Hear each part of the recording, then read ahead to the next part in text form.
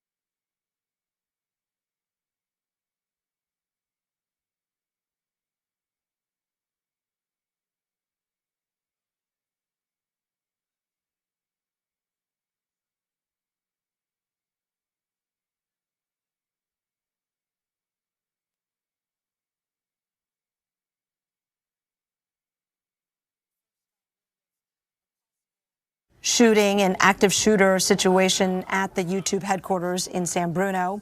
Again, we've been trying to reach police. They are quite busy at the moment responding, so we don't have confirmation yet from police, but we can tell you that we are witnessing just a huge presence, and San Bruno police, aided by neighboring agencies as well, with possible gunfire heard at the YouTube offices in San Bruno.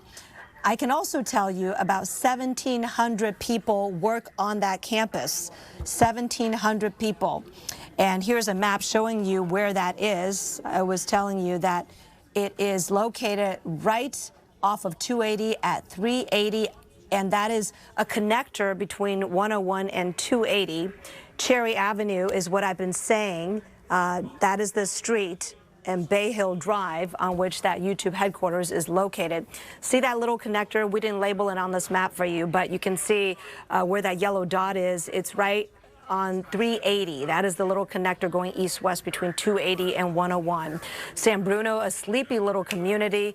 Of course, they do have Kaiser Permanente right there. There's a Courtyard by Marriott right there. Walmart Labs, where they do a lot of research for Walmart, and Walmart headquarters located right there too, pretty much across the street. So this is affecting everyone who works in that area. And we have people who are tweeting, who are mentioning that in their offices across the street, they're being asked to stay put, to not go anywhere and stay out of danger's way, as reports of a gunman inside the YouTube headquarters were coming in today, and you can see this is video of people coming out of the YouTube building, hands up, don't have anything in their hands, I'm not a threat, I'm not a danger. Law enforcement, of course, needing to see that during a situation as we played this out. Sky 7 is live once again as we're showing you the scene over YouTube's campus, which it is actually deceptively large. It doesn't look too big from this perspective from Sky 7, but it actually houses 1,700 employees and all the different divisions and units of YouTube, which is, of course, a global company, part of the Alphabet group, which also includes Google. YouTube, of course, was founded by two young guys here in Silicon Valley, and then they sold it to Google for over $1 billion. This was many years ago, and Google had owned YouTube for a long time as it continued to grow into the dominant worldwide video service. And then Alphabet became the parent company. So now Google and YouTube are its two divisions and subsidiaries, with YouTube continuing to have its own headquarters in San Bruno. It's always been there.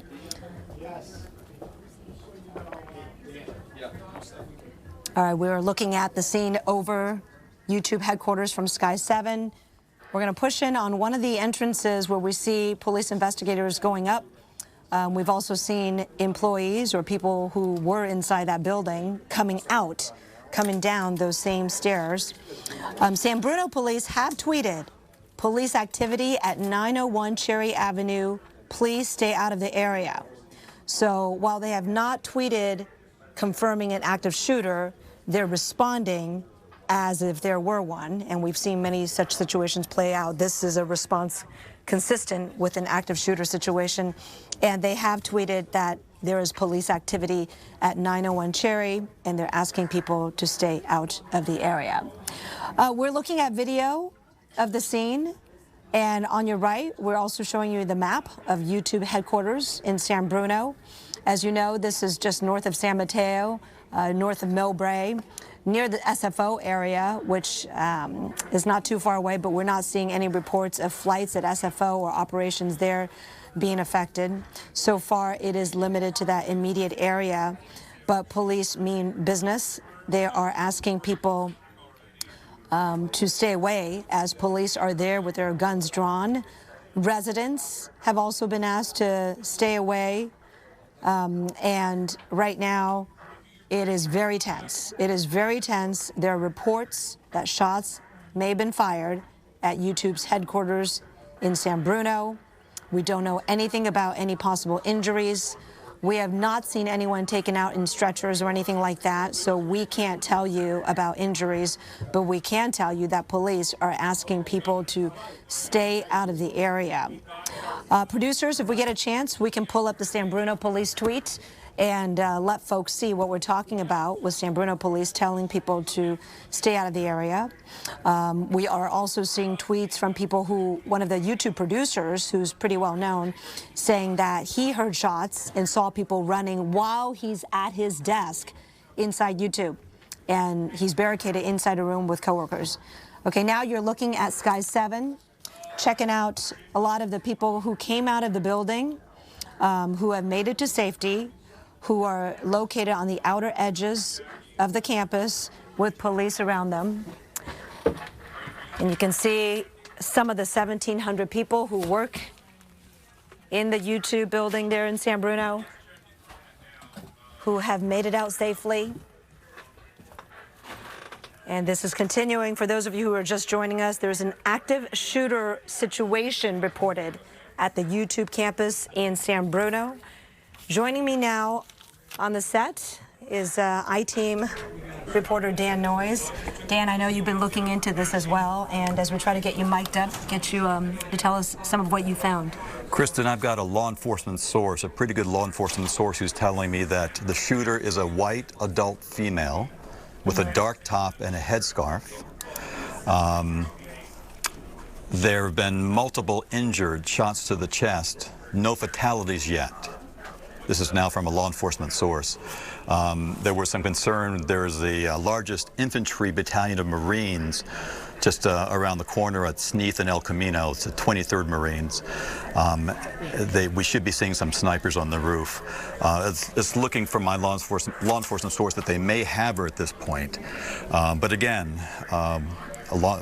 trusted law enforcement source is telling me that the shooter is a white adult female with a dark top and a headscarf, and that there may be injured with shots to the chest. No word of fatalities at this point. And right now, Dan, as you were telling us that brand new information about the possible shooter coming from one of your law enforcement sources, we saw police patting down each and every one of the people who have exited the building. And, you know, obviously, even if they have one person and think she may be the one, obviously they want to be extra vigilant, continuing to pat down everyone, make sure there isn't a possible accomplice or a possible other person who has a weapon on them as they exit. No, and we've seen these scenes far too often with people with their hands up in the air, you know, just making sure that they were not somehow involved in what happened. And you know, Kristen, you have to really think about this as well, that if this is true, and I do believe this law enforcement source, but if this is true, that it is a female gun person, if you will, this really does break the mold of our typical shooters here in the U.S. And Dan, also, we just got that tweet pulled up we want to show our viewers, because San Bruno police are putting out the word for folks to stay away from that area. So here's their tweet from minutes ago. We are responding to an active shooter. Please stay away from Cherry Avenue and Bay Hill Drive. And this is the latest, and they are confirming that there's an active shooter, or at least there was. We hope it was, but here's another tweet of theirs. Police activity at 901 Cherry Avenue. Please stay out of the area. That one from earlier. But you say they do have a white adult female, at least your source says.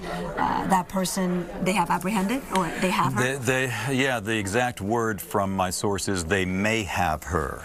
So clearly this is just happening right now. It's underway. We're really just we're getting this information just second by second. It is coming in. This is very much an active situation. But yes, I mean, we do have word that they may have her.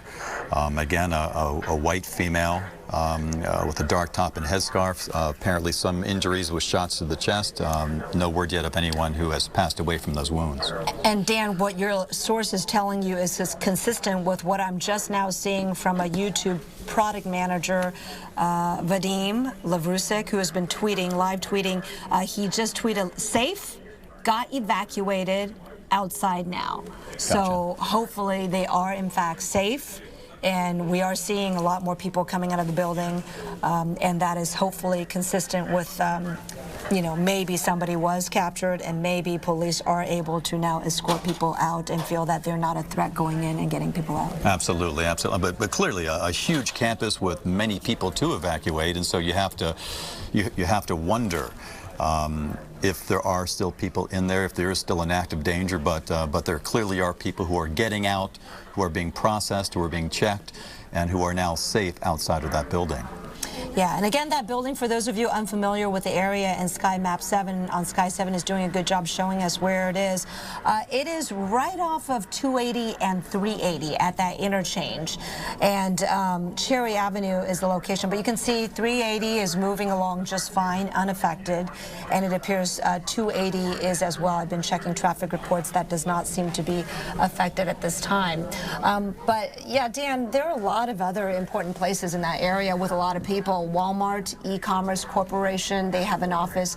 Kaiser Permanente, San Bruno medical offices. There's a Courtyard by Marriott, San Francisco Airport Hotel, and a Wells Fargo bank. So this is not in the boondocks. This is an area where a lot of people are either working, living, or trafficking in today, moving about. So until we can be sure that the situation is cleared, definitely the advice that police are offering to stay out is a good idea and the safe thing to do. No, absolutely, Kristen. And you know that we are really working our sources at this point. We are listening to the scanners of law enforcement on the scene. We're really trying to pull information from as many sources as possible. Yeah, and right now we're seeing a lot of tweets from people, you know, who say they work inside the YouTube building, that they are now getting out. I just saw a tweet from the Associated Press breaking that the city manager of San Bruno is saying multiple 911 calls came in, and this all happened about a half hour ago, reporting the shooting at YouTube headquarters. And since then, we've been live on the air as we follow the convergence of police flocking to that headquarters, which, as you mentioned, houses a lot of people. 1,700 employees or so work in that building. And you really have to, there are so many questions, Kristen, as you know. I mean, in stories like this, as things play out, at this point in time, we're just trying to get the most accurate, quickest information about what's happening right now. But then at some point in time, we're going to have to get into what could possibly be the motivation. Why would someone pick this office? Why would someone pick YouTube, of all places, to launch an attack? Can you tell us again what your source told you about this possible suspect, possible suspected gun woman? Yeah, it is a law enforcement source who I've used many times before, who has been credible in the past. And that source tells me that the shooter is a white female adult with a dark top and headscarf. And the Marines who are just a block away are on lockdown. It's the 23rd Marines, the largest infantry battalion in the Corps, actually. It's there at the corner of Sneath and El Camino. And we're hearing multiple injured, shots to the chest. No fatalities yet. You see an ambulance going away. Is that going away, Kristen, or is that going towards the YouTube headquarters? Look, they're on 380. They're heading towards either 101 or San Francisco Airport. Oh, yeah, there you go. Yeah, but there are a lot of hospitals in that area. Right. Millbrae and Burlingame, they could be headed that way. And again, I mean, we talk about a female shooter. This clearly would break the mold of shootings we've seen in the past. So there you go. You have these people being processed. They are making sure that no one else is involved. They are looking at. I assume that a lot of these are employees, and clearly this must be a terribly traumatic time for these employees to go through something like this. We've heard the reports of the gunfire. Imagine being in your office at at 1:20 in the afternoon on a Tuesday and hearing gunfire. Yeah. Absolutely frightening. Dan, we now have our first word from Google Communications. Google, of course, part of the Alphabet company. Look at this YouTube situation. We are coordinating with authorities and will provide official information here from Google and YouTube as it becomes available. So that is all they're saying right now, not getting into the details, but certainly acknowledging there's a serious situation. The relationship between Google and YouTube, as you know, is that Google bought YouTube. Right. And then after that, they eventually became two, right now at this point, separate companies again, both under the auspices of the Alphabet company. And YouTube continues to have its own headquarters in San Bruno, where Google has its headquarters in Mountain View. But you can see Google Communications is taking care of the communicating at the moment in the wake of the situation with the active shooter this morning in San Bruno, or I should say this afternoon, as we are now at 1:38 in the afternoon. And police do confirm, San Bruno police have confirmed, that there is an active shooter investigation situation there in San Bruno at the YouTube campus. And our own I-Team's Dan Noyes, his sources have told him that they believe they have a suspect, a gun woman, not a gun man, but a white adult female. And Dan is just getting more information in right now. Dan, why don't you fill us in? Well, we are working the phones. It's kind of a juggling act here to be able to be with you on the air and speak and to gather more information. But it's gone quiet at this point, which is either a very positive thing or a very concerning thing, and you really don't know at this point. But again, I'm just relying on that information that I've received from a good law enforcement source that says that we believe the shooter is at this point, the best description is a white adult female with a dark top and headscarf on. Really, that's the best information we have at this point. Where I'm being told that you can probably see some snipers on the YouTube building rooftop at some point. Again, and we've been careful about this, which is a very responsible thing to do, to not go in too tight, to show the police operations, just to make sure that we are not in any way putting any law enforcement officers in danger. We are being responsible and keeping that shot nice and wide. But again, I mean, I know that other buildings in the area are on lockdown, and hopefully we can receive word at some point soon that this suspect has been apprehended, that things are safe, and that people can return to their normal workday. This may be entirely unrelated, but it's interesting. Some folks pointing out that a few weeks ago, YouTube actually announced a ban on videos promoting gun sales. And now there's an active shooter situation unfolding in their building. The timing of it is just interesting. And we're also seeing a lot of reports of people who say they work at YouTube and letting their family members know that they are safe.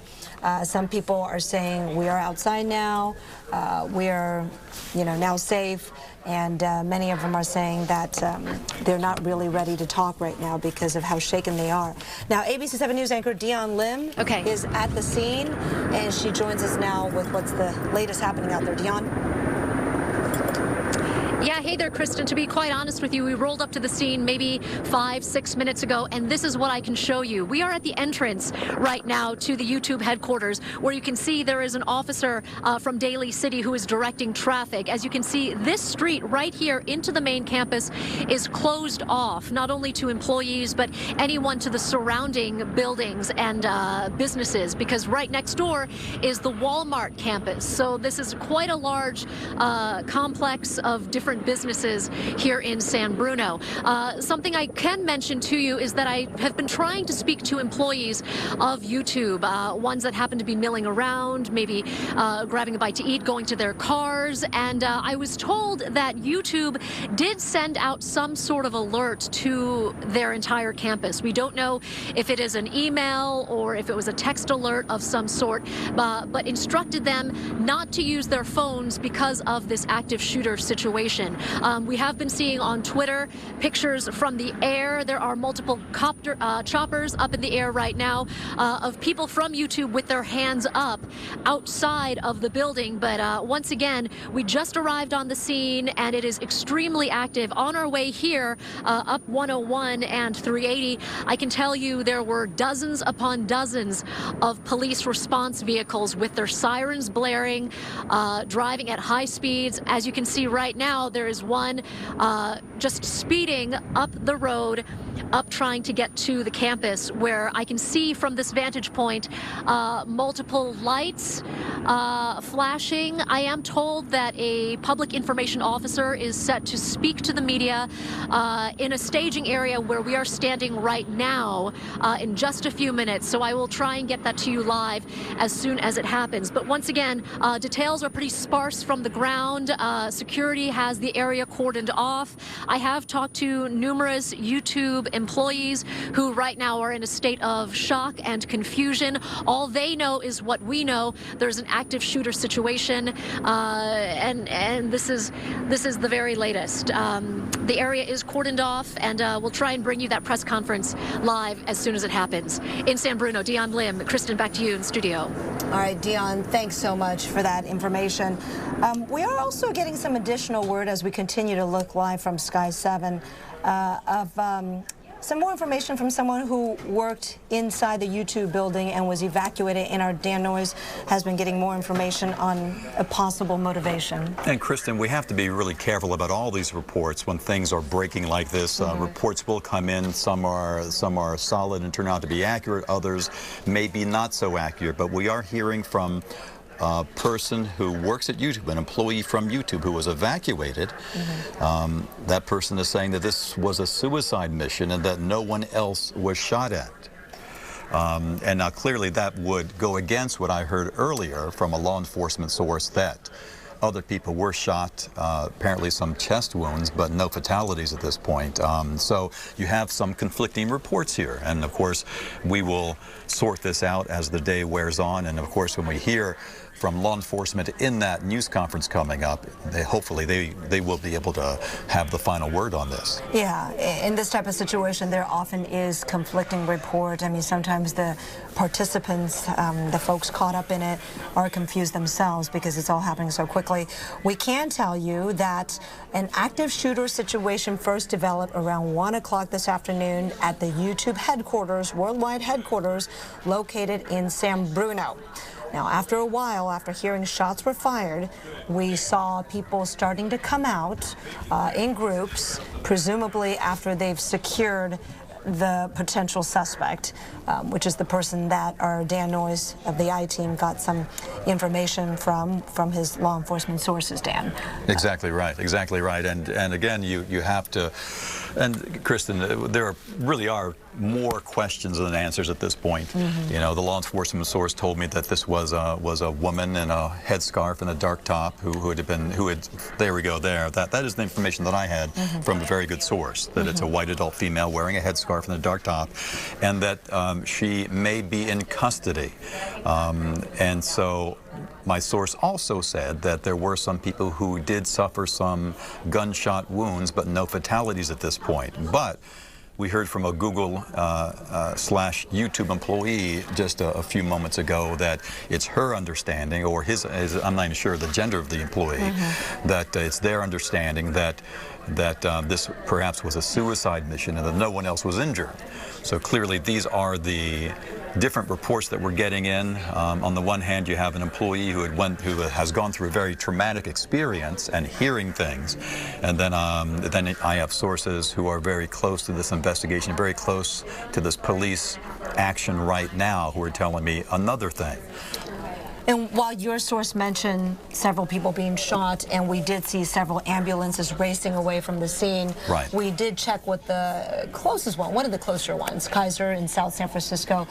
They did not receive any victims, any shooting victims, but of course there are many hospitals in this area, so we are doing our best right now as well to check in with all the various hospitals and police agencies.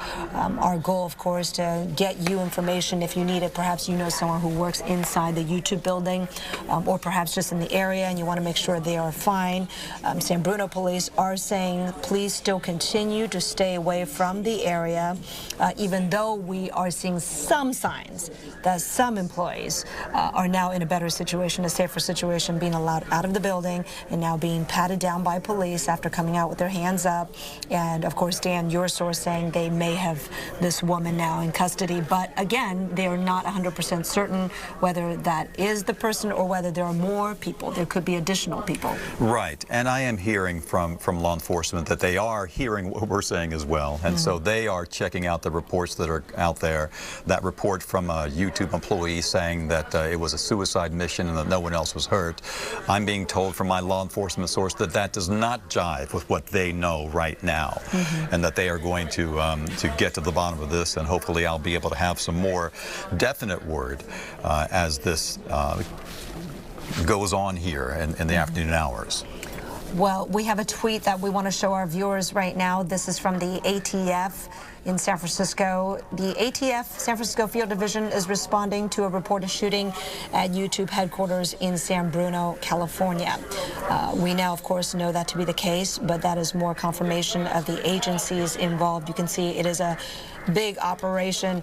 And Dan, maybe you can talk a little bit about what's involved when the ATF gets to the scene. Well, and you know, Kristen, I was just thinking about this, that when you have any sort of incident like this, a serious incident like this with an active shooter, you do have these emergency operations centers. They kick into place, and you'll get a combination of law enforcement agencies all working together at the same time. So you'll have ATF, you'll have FBI involved, you'll have the Sheriff's Department, you have the local police departments as well, and they are all communicating, they are all working together to try to figure out what's going on. Of course, in the very early stages, they want to do their best to stop the threat. And then after that point, then the full-on investigation will kick in. Oh, look at that. Okay, that is the 380 connector. I think to El Camino. I can't be sure from this vantage point, but it does look like there is some freeway stoppage. I can imagine police don't want, the CHP wouldn't want people to get off where they're conducting massive operations. So yeah, we're pulling out. Wow. We can see this is 280. Well, isn't that southbound 280 to Sneath Avenue on the right, and so that would be northbound on the left? Northbound is on the left, exactly. Right. And then you can see that 280 going north then. So it's the northbound that's being blocked off, right? Yeah. And you have to wonder exactly why that is, Kristen. I mean, is that, as you say, to keep people from taking that exit? But they aren't just blocking the exit, they're blocking the entire highway. Yeah. So you have to wonder whether there is any opportunity or any potential danger along that ridge line there. I mean, are they thinking that someone else might be out there? Are they looking for someone else in that area? Yeah, I mean, the 280 exit that they're blocking off is the San Bruno Avenue one, and it does lead right to the YouTube headquarters. It's a block or two when you get off that exit that you're at YouTube. So I imagine it's also really odd, though, that just above here on our shot from Sky 7 Live here, that you see the street traffic, the surface traffic there is still being allowed very close to this location. So they are blocking off the highway a bit of a ways away, but just right next to this, they're allowing the street traffic. it is possible that the street traffic we're seeing could be emergency or official vehicles, and maybe it's hard to discern from our vantage point. Right. That is possible. Yeah. But regardless, they do want the general public to continue to stay away from that area. And, you know, at this point, early in the afternoon, it isn't that busy yet. But I can tell you that stretch of 280 gets pretty busy most evenings by about 4:30, 4 o'clock, 5 o'clock for the commute. So it remains to be seen. Hopefully by then this situation will have been safely resolved and everything will be back open and normal for the evening commute. And just to put a fine point on it, as we pull out here on Sky 7, you can see, which road is that right there, just above where you see the cars still moving in what would be a semi-normal way, it looks like.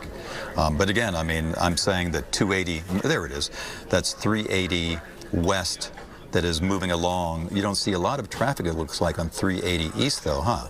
I wonder whether they have blocked off 380 east. You know why? That's because when you go 280 north, you feed onto 380 going east. So since you're blocked and can't do that, you can't get onto 380 east right now. Okay. So like if you're living around the 280 corridor and you're trying to get over to SFO, that's what you would take. You would take 380 and zip on over and catch 101 there. But so this is impacting potentially airport traffic as well. And you see here that the CHP is blocking off the side streets there, not allowing vehicles to get anywhere near this location at this point. I should mention the Tanforan Mall is not too far away from this location either. It is about a half mile from this area. And look at the San Bruno BART station is very close by as well. This is just actually, even though San Bruno people think of as a fairly small, sleepier town, there is a lot going on in terms of business, commercial activity. A lot of people actually go hiking there too, at the San Bruno Mountains. Beautiful area. And you know, Kristen, if people are just tuning in, we really should kind of recap what's happening right now. As you can see, this is a live picture from Sky 7 over the YouTube campus in San Bruno.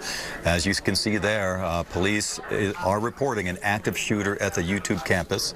We have received varying reports. One from a YouTube employee who says that it's their understanding that it is basically a person on a suicide mission and who did not injure anyone else. But my law enforcement sources are telling me that the shooter was an adult woman in a headscarf and a dark top, and that several people may have been injured by gunfire. So, we are getting also word now from San Francisco General that they've received a few patients. Oh, they have? Coming from San Bruno, from presumably the YouTube campus shooting. And so there we can now discount that report from the employee. And this is not in any way to fault that employee. Clearly, this is a very tense time, very emotional time for the employees who are in that building now. But that employee had told us that they thought it was only a suicide mission and that no one else got injured. But now for us to hear reports from the hospital that they are receiving wounded, that does seem to verify what my law enforcement source has been telling me. We have no idea what kind of you know, wounds or injuries or what kind of condition the patients are in. Someone could have had a stress attack, and that is possible as well. And you know, we can't make too much into it at this moment, but we certainly hope that the injuries are minimal, and we certainly hope that your source about the gun woman having been caught is correct. Sounds good. Right now, we're going to check in with ABC 7 News anchor Dion Lim. You've been talking with people who have been, you know, with family in the building. What's going on, Dion? Yeah, Kristen and Dan, you guys mentioned how emotional this situation is. Take a look behind me. There is a family of 3, a mother, a young woman, and her husband. They are trying to access the YouTube campus because I just spoke with them moments ago. This mother's son, who is a 30-year-old software engineer, heard the gunshots and sent her a series of text messages, which she allowed me to take a look at. And her son's text messages said that this happened apparently at 12:52 outside on the lunch patio area, where he heard multiple gunshots. He did not know where they were coming from, and that currently he is hiding in a bush. But I think what is most heartbreaking of all, and what is causing so much pain for this family, is that he wrote in his texts, "I love you all. I am safe for now." So that is the very latest from what we're hearing. It is still cordoned off this area to the main campus. You can see there is police enforcement trying to direct traffic other ways versus going inside. I can also tell you that this mother says that her son had just been working, and this was a very popular time, of course, for lunch. She did not have very many details. His text messages were very brief, and we were under the impression from another YouTube employee that they were directed not to use their phones in case of any other activity for security purposes, I would presume. So once again, just spoke with a family who pretty stressed out, pretty grief-stricken. They don't know very many details, but have been texting with their son, who says he heard multiple gunshots. He is 30 years old and a software engineer. This was on the outside lunch patio during the very busy lunchtime break. So once again, we are told that the public information officer is on the way to brief the media. We will stand by and keep you posted. I'll try and talk with some more people who happen to be trying to access this campus, getting you the very latest of what's going on inside. Live in San Bruno, Dion Lim, back to you. Dion, this is Dan Noyes. Just a quick question for you to put a fine point on this. You're saying that the employee was on the lunch patio, not to say that the gunfire was on the lunch patio. He heard the gunfire from the patio, correct? Yes, that's a very good distinction to make. He was on the lunch patio. Now, whether or not the person with the gun, the shooter, was on that lunch patio or not, we don't know. He had a hard time discerning exactly where the pop, pop, pop sounds were coming from. That was how it was described to me, as a popping and multiple pops at that. All right, and Dion, I also have a question for you. Things are kind of busy in the newsroom as we continue to try to gather more information, so I'm sorry if you mentioned this and I missed it somehow, but you mentioned the heartbreaking text, or the nerve-wracking one, saying "I love you" and informing them what's happened, the shooting. Any further text later on to confirm that he is in fact now safe and out of danger? Yeah, no, I'm glad to go over this again because, you know, information is coming in at such a rapid pace, and I can hear the background noise in the newsroom of how busy it is. But, yeah, there were a couple other texts saying that he was safe and hiding in a bush nearby. But as you can imagine, this mother was still very shaken and upset because she doesn't know the details, and it had been some time, several minutes, since his last text. Right. So, once again, they're trying to access the campus however they can. All right, Dion, thank you so much. Dan, you and I were talking about earlier about folks starting to arrive at SF General, and we do have our Wayne Friedman out there. So let's go to Wayne right now. Wayne, what can you tell us? Well, I can tell you that we don't know a lot yet. We do know that San Francisco General is a level 1 trauma center. This is where the serious cases are brought for all of San Francisco. And so far today, we are told that at least 2 ambulances with victims have gone in here. We know that based on Brian Carmody, who's over here. Brian is what you call a television news stringer. Brian, you shot footage a little while ago of the ambulances coming in. We had 2 ambulances come in so far, one from AMR from San Mateo County, the other one from South San Francisco Fire Department. I shot pictures of a couple of victims coming out of the first ambulance from AMR. The hospital is advising us that we had to leave the hospital because the hospital is now on lockdown. As I was walking out, the second ambulance pulled in from South City Fire. I did not see how many folks came in from South City. Can you tell us what you saw in terms of the nature of the injuries of the people who were brought in? Not really. I was looking through the viewfinder. It's fairly dark in there. I heard on the scanner that there were 2 people coming in, but I can only say that I saw one person come in.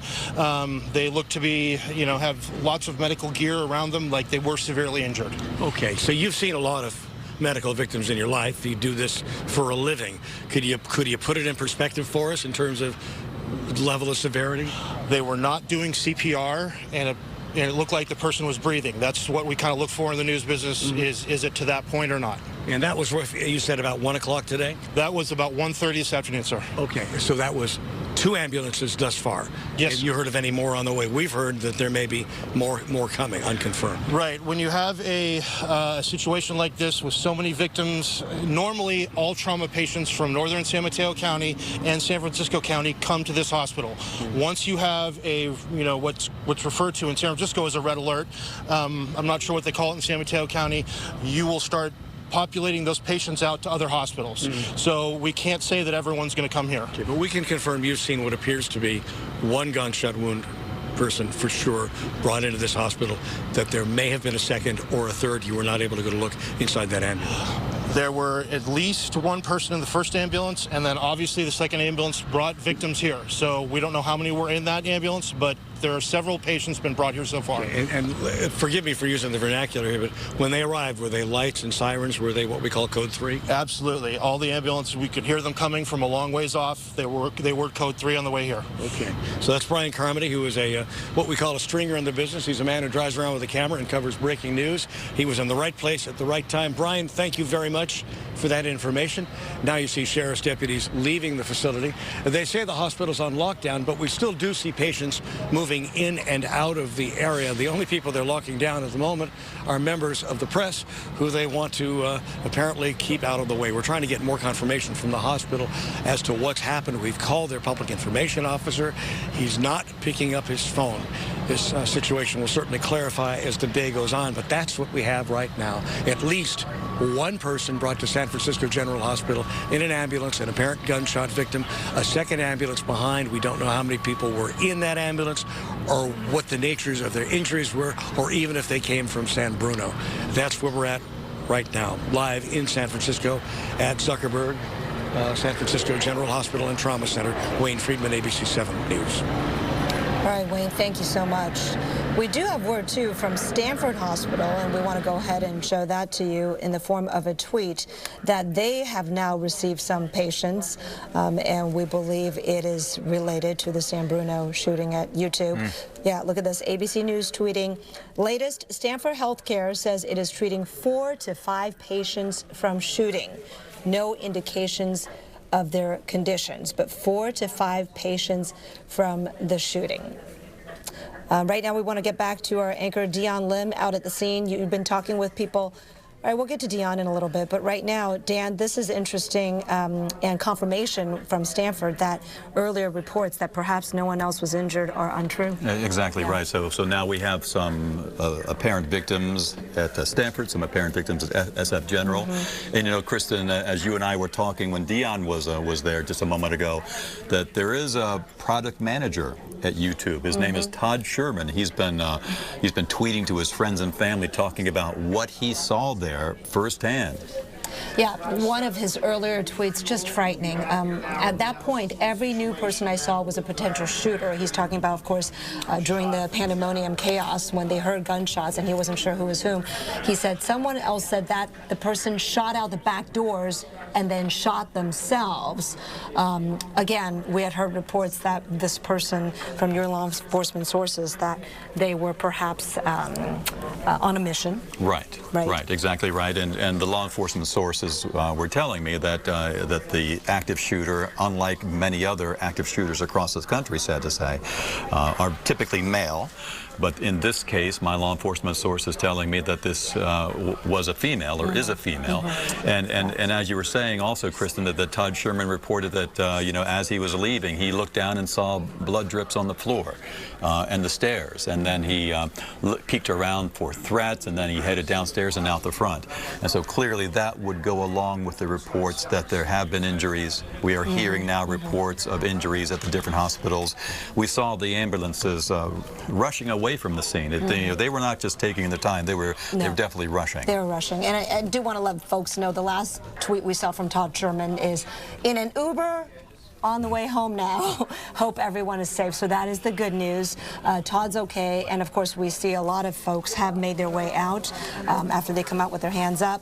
They are processed by police in the sense that each and every person is patted down to ensure that they are not somehow involved as part of the big picture of the violence taking place today at the YouTube campus. And you just have to wonder what's going through those employees' minds, Kristen. You know, they've been there with their hands up. At one point here, they are being considered perhaps involved somehow, but they get cleared and they're able to drop their hands and to walk out to safety.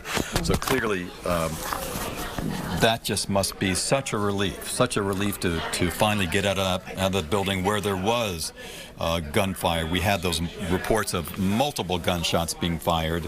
We heard earlier from Dion's reporting that there was a young man who was out on the patio, the lunch patio, heard multiple gunshots. He was so afraid at what was happening, he jumped into a bush, and then he texted his family, "I love you all. I am safe for now."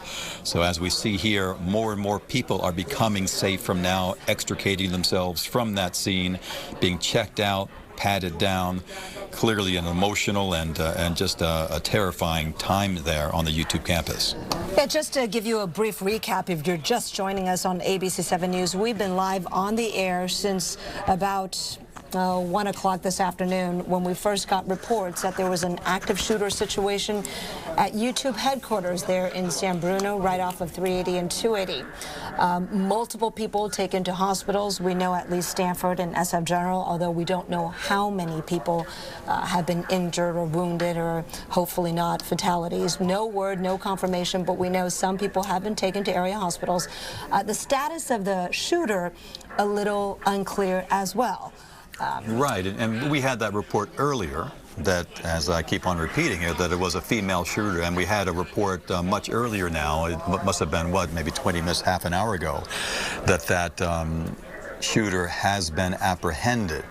And so clearly when you see the officers outside of the YouTube headquarters right now, there is not that sense of urgency. They are not hiding or ducking behind cars and preparing for a gunfight. They are very much in the process of processing the employees to make sure that no one else may have been involved in what happened there today. So it looks as though, and again, just trying to be as even-handed as possible, it looks as though the crisis may be over, and they're now very much in the process of processing the employees, making sure that everybody is safe and that they have everyone responsible for this attack there on the YouTube headquarters this afternoon. And in these situations, once they believe the building to be secure, there will still be the room-to-room sweep, and it's a big campus where normally 1,700 people work. They'll want to make sure that everybody is in fact found safely and out of the area, and that there's no additional possible gunman or gunwoman in hiding. And so that is the process that we're going through right now as you see another person coming out of that building. Dan, it's important as we look at some more video to mention that on YouTube, or I should say on Twitter, there are many different pictures being posted by various sources claiming that this is the middle-aged or the adult white female shooter gunman that police either have or are looking for. But given that there's so many different pictures floating out there, there's really a word of caution to be given to people here. Well, you know, Kristen, in this day and age, you know, all the claims of fake news and everything else, I mean, we have to be especially careful that there are people out there who take these instances as a chance just to wreak havoc in terms of the truth. And they will take this chance to flame their friends, to somehow with some twisted sense of humor to say, hey, this person is the shooter, when in fact it's their friend or someone perhaps they don't like. Right. So we have to be very, very careful about what we report. We have to stick to our sources that we know.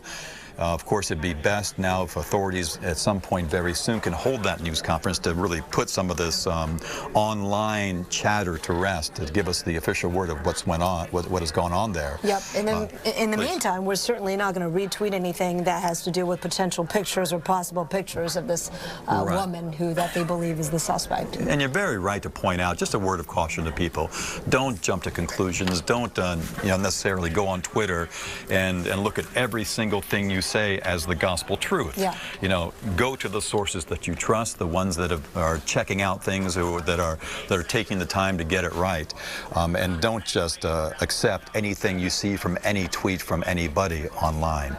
As you see here, I believe, are these still live pictures? Yeah, this is still live pictures here from Sky 7 over the YouTube headquarters. You see, we saw a couple of officers walking into the building at that point again. And I saw somebody screaming out, "Come and get me!"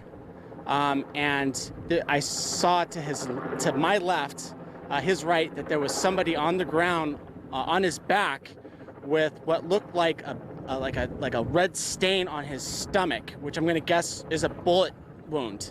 And I didn't really understand exactly what was going on until the police came through the door with an assault rifle, and then I got out of there. I ran out. I escaped through the parking structure, and I exited the building.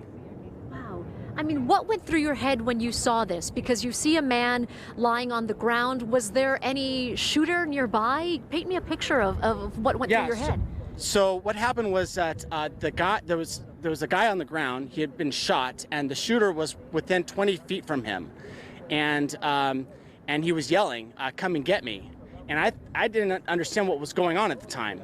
And yeah, that was it. It was the shooter and apparently his victim within 25 feet of each other. Did you ever think that you're a little bit too close for comfort? I mean, I know you bolted out as soon as you possibly could on your skateboard.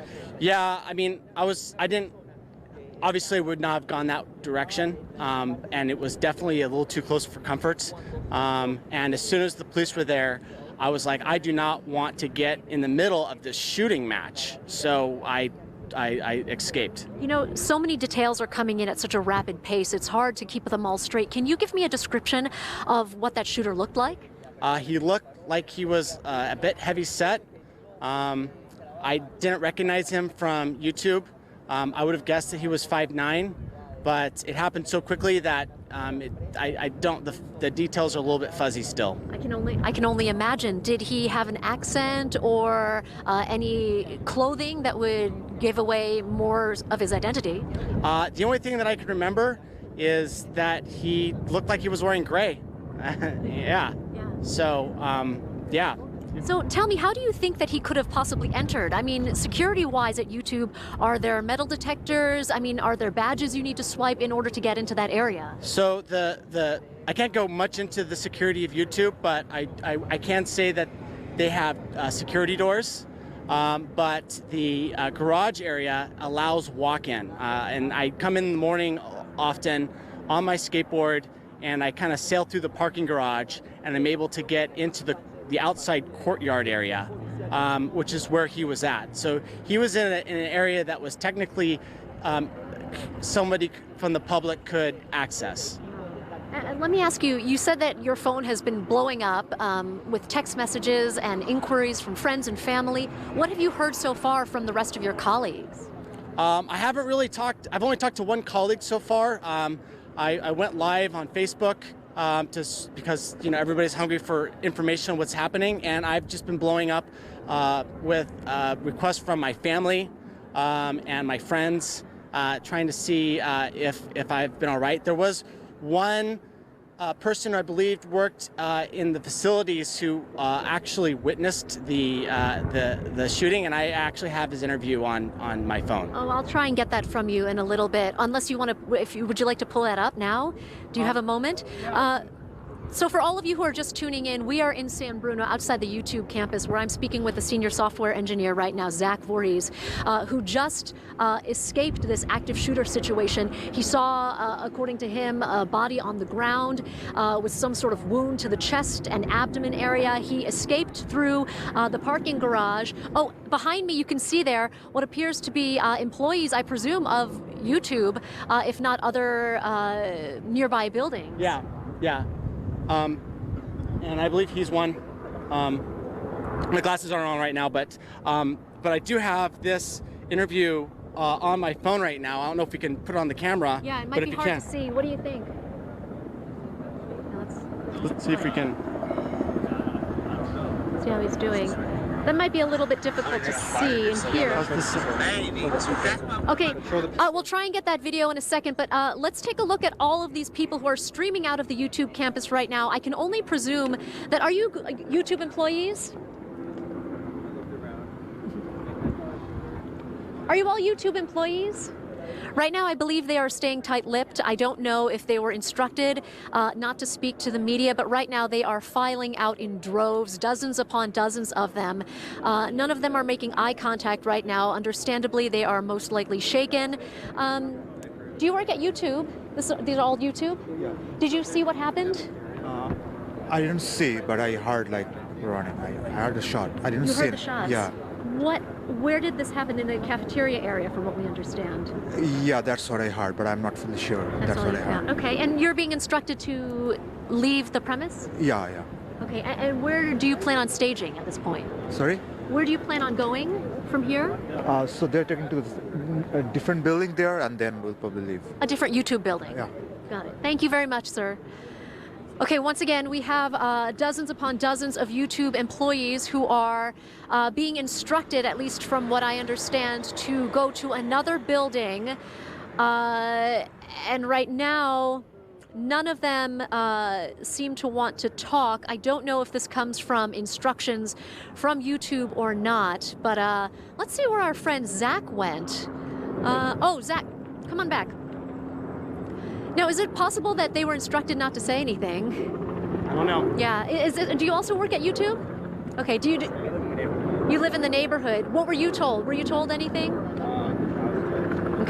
Okay. So tell me a little bit also about your friend who actually saw the shooter, the video that not you my had. friend. He seemed like he worked for lunch services or something, and he saw. Apparently he had some information on it, and I recorded the conversation, and yeah. There was that somebody had come into YouTube and he was angry, and that's about all we know. Did he seem very shaken? Yeah, he was shaken about it. So I want to get more information to see what happened, like who the shooter was. Was he angry? Did he have a reason to be angry? But I don't know much more than you do at this point. Okay. Zach, I appreciate your time. Thank you for stopping to talk with us. I'll try and get that video from you in just a moment. But once again, if you're just joining us outside of the YouTube campus, where I just spoke with one of the employees, a senior software engineer, who witnessed himself what he describes as a man bleeding from the abdomen area after this shooting. So that is the latest that we have right now from San Bruno. Kristen and Dan, sending it back to you in the studio. Now, Dion, just hold on just one more second. And again, I mean, we are reporting this story live, actually. We are gathering information as it goes on. Now, Zach there is telling us, and I just want to make sure that I understand, is Zach saying he saw the shooter with his own eyes, or he was recounting a report from another employee who saw the shooter? No, this was with his own eyes, and you can confirm that. This is what you saw yourself. Our anchors are asking if this is something that you heard or if this is from secondhand knowledge, but this is actually what you saw. You saw this shooter and you saw someone on the ground. I actually saw the shooter, yes. Yeah, yeah, and I can also tell you that Zach, had some tears in his eyes because, I mean, this is a very emotional experience. I mean, the thing is that when you see somebody down, bleeding out of his stomach and he's not moving, you fear the worst and you pray for the best. Yeah. So, Zach, thank you once again. So, Dan, we'll send it back to you. But Dion, the reason we keep asking about that is because the earlier reports were all that the shooter, was a woman. That's why we were very interested in whether Zachary had a, completely different impression and how certain he was that it was indeed a man. The person's face was not covered or anything like that. Exactly, and we're keeping an eye, of course, on the other. And I think... Please. No. I was going to say, I think in situations of high stress like this, when there is chaos and there is adrenaline running through your veins, I think a lot of times it is difficult to recount these details. But he does appear to be very sure that what he saw was a man.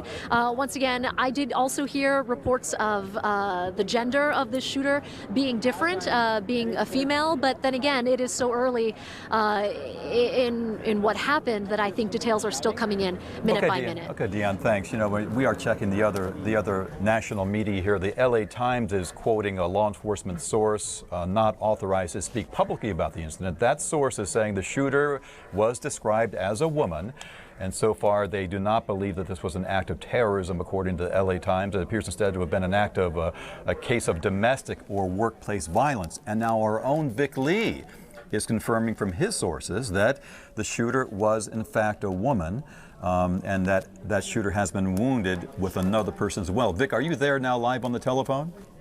Dan, I am. Please tell us what you have. Yeah, sure. And what you say is accurate. A reliable law enforcement source tells me that basically what's happening inside the YouTube headquarters is that the SWAT team is slowly and methodically going through every room on that campus now to see if there are other suspects associated with the shooting.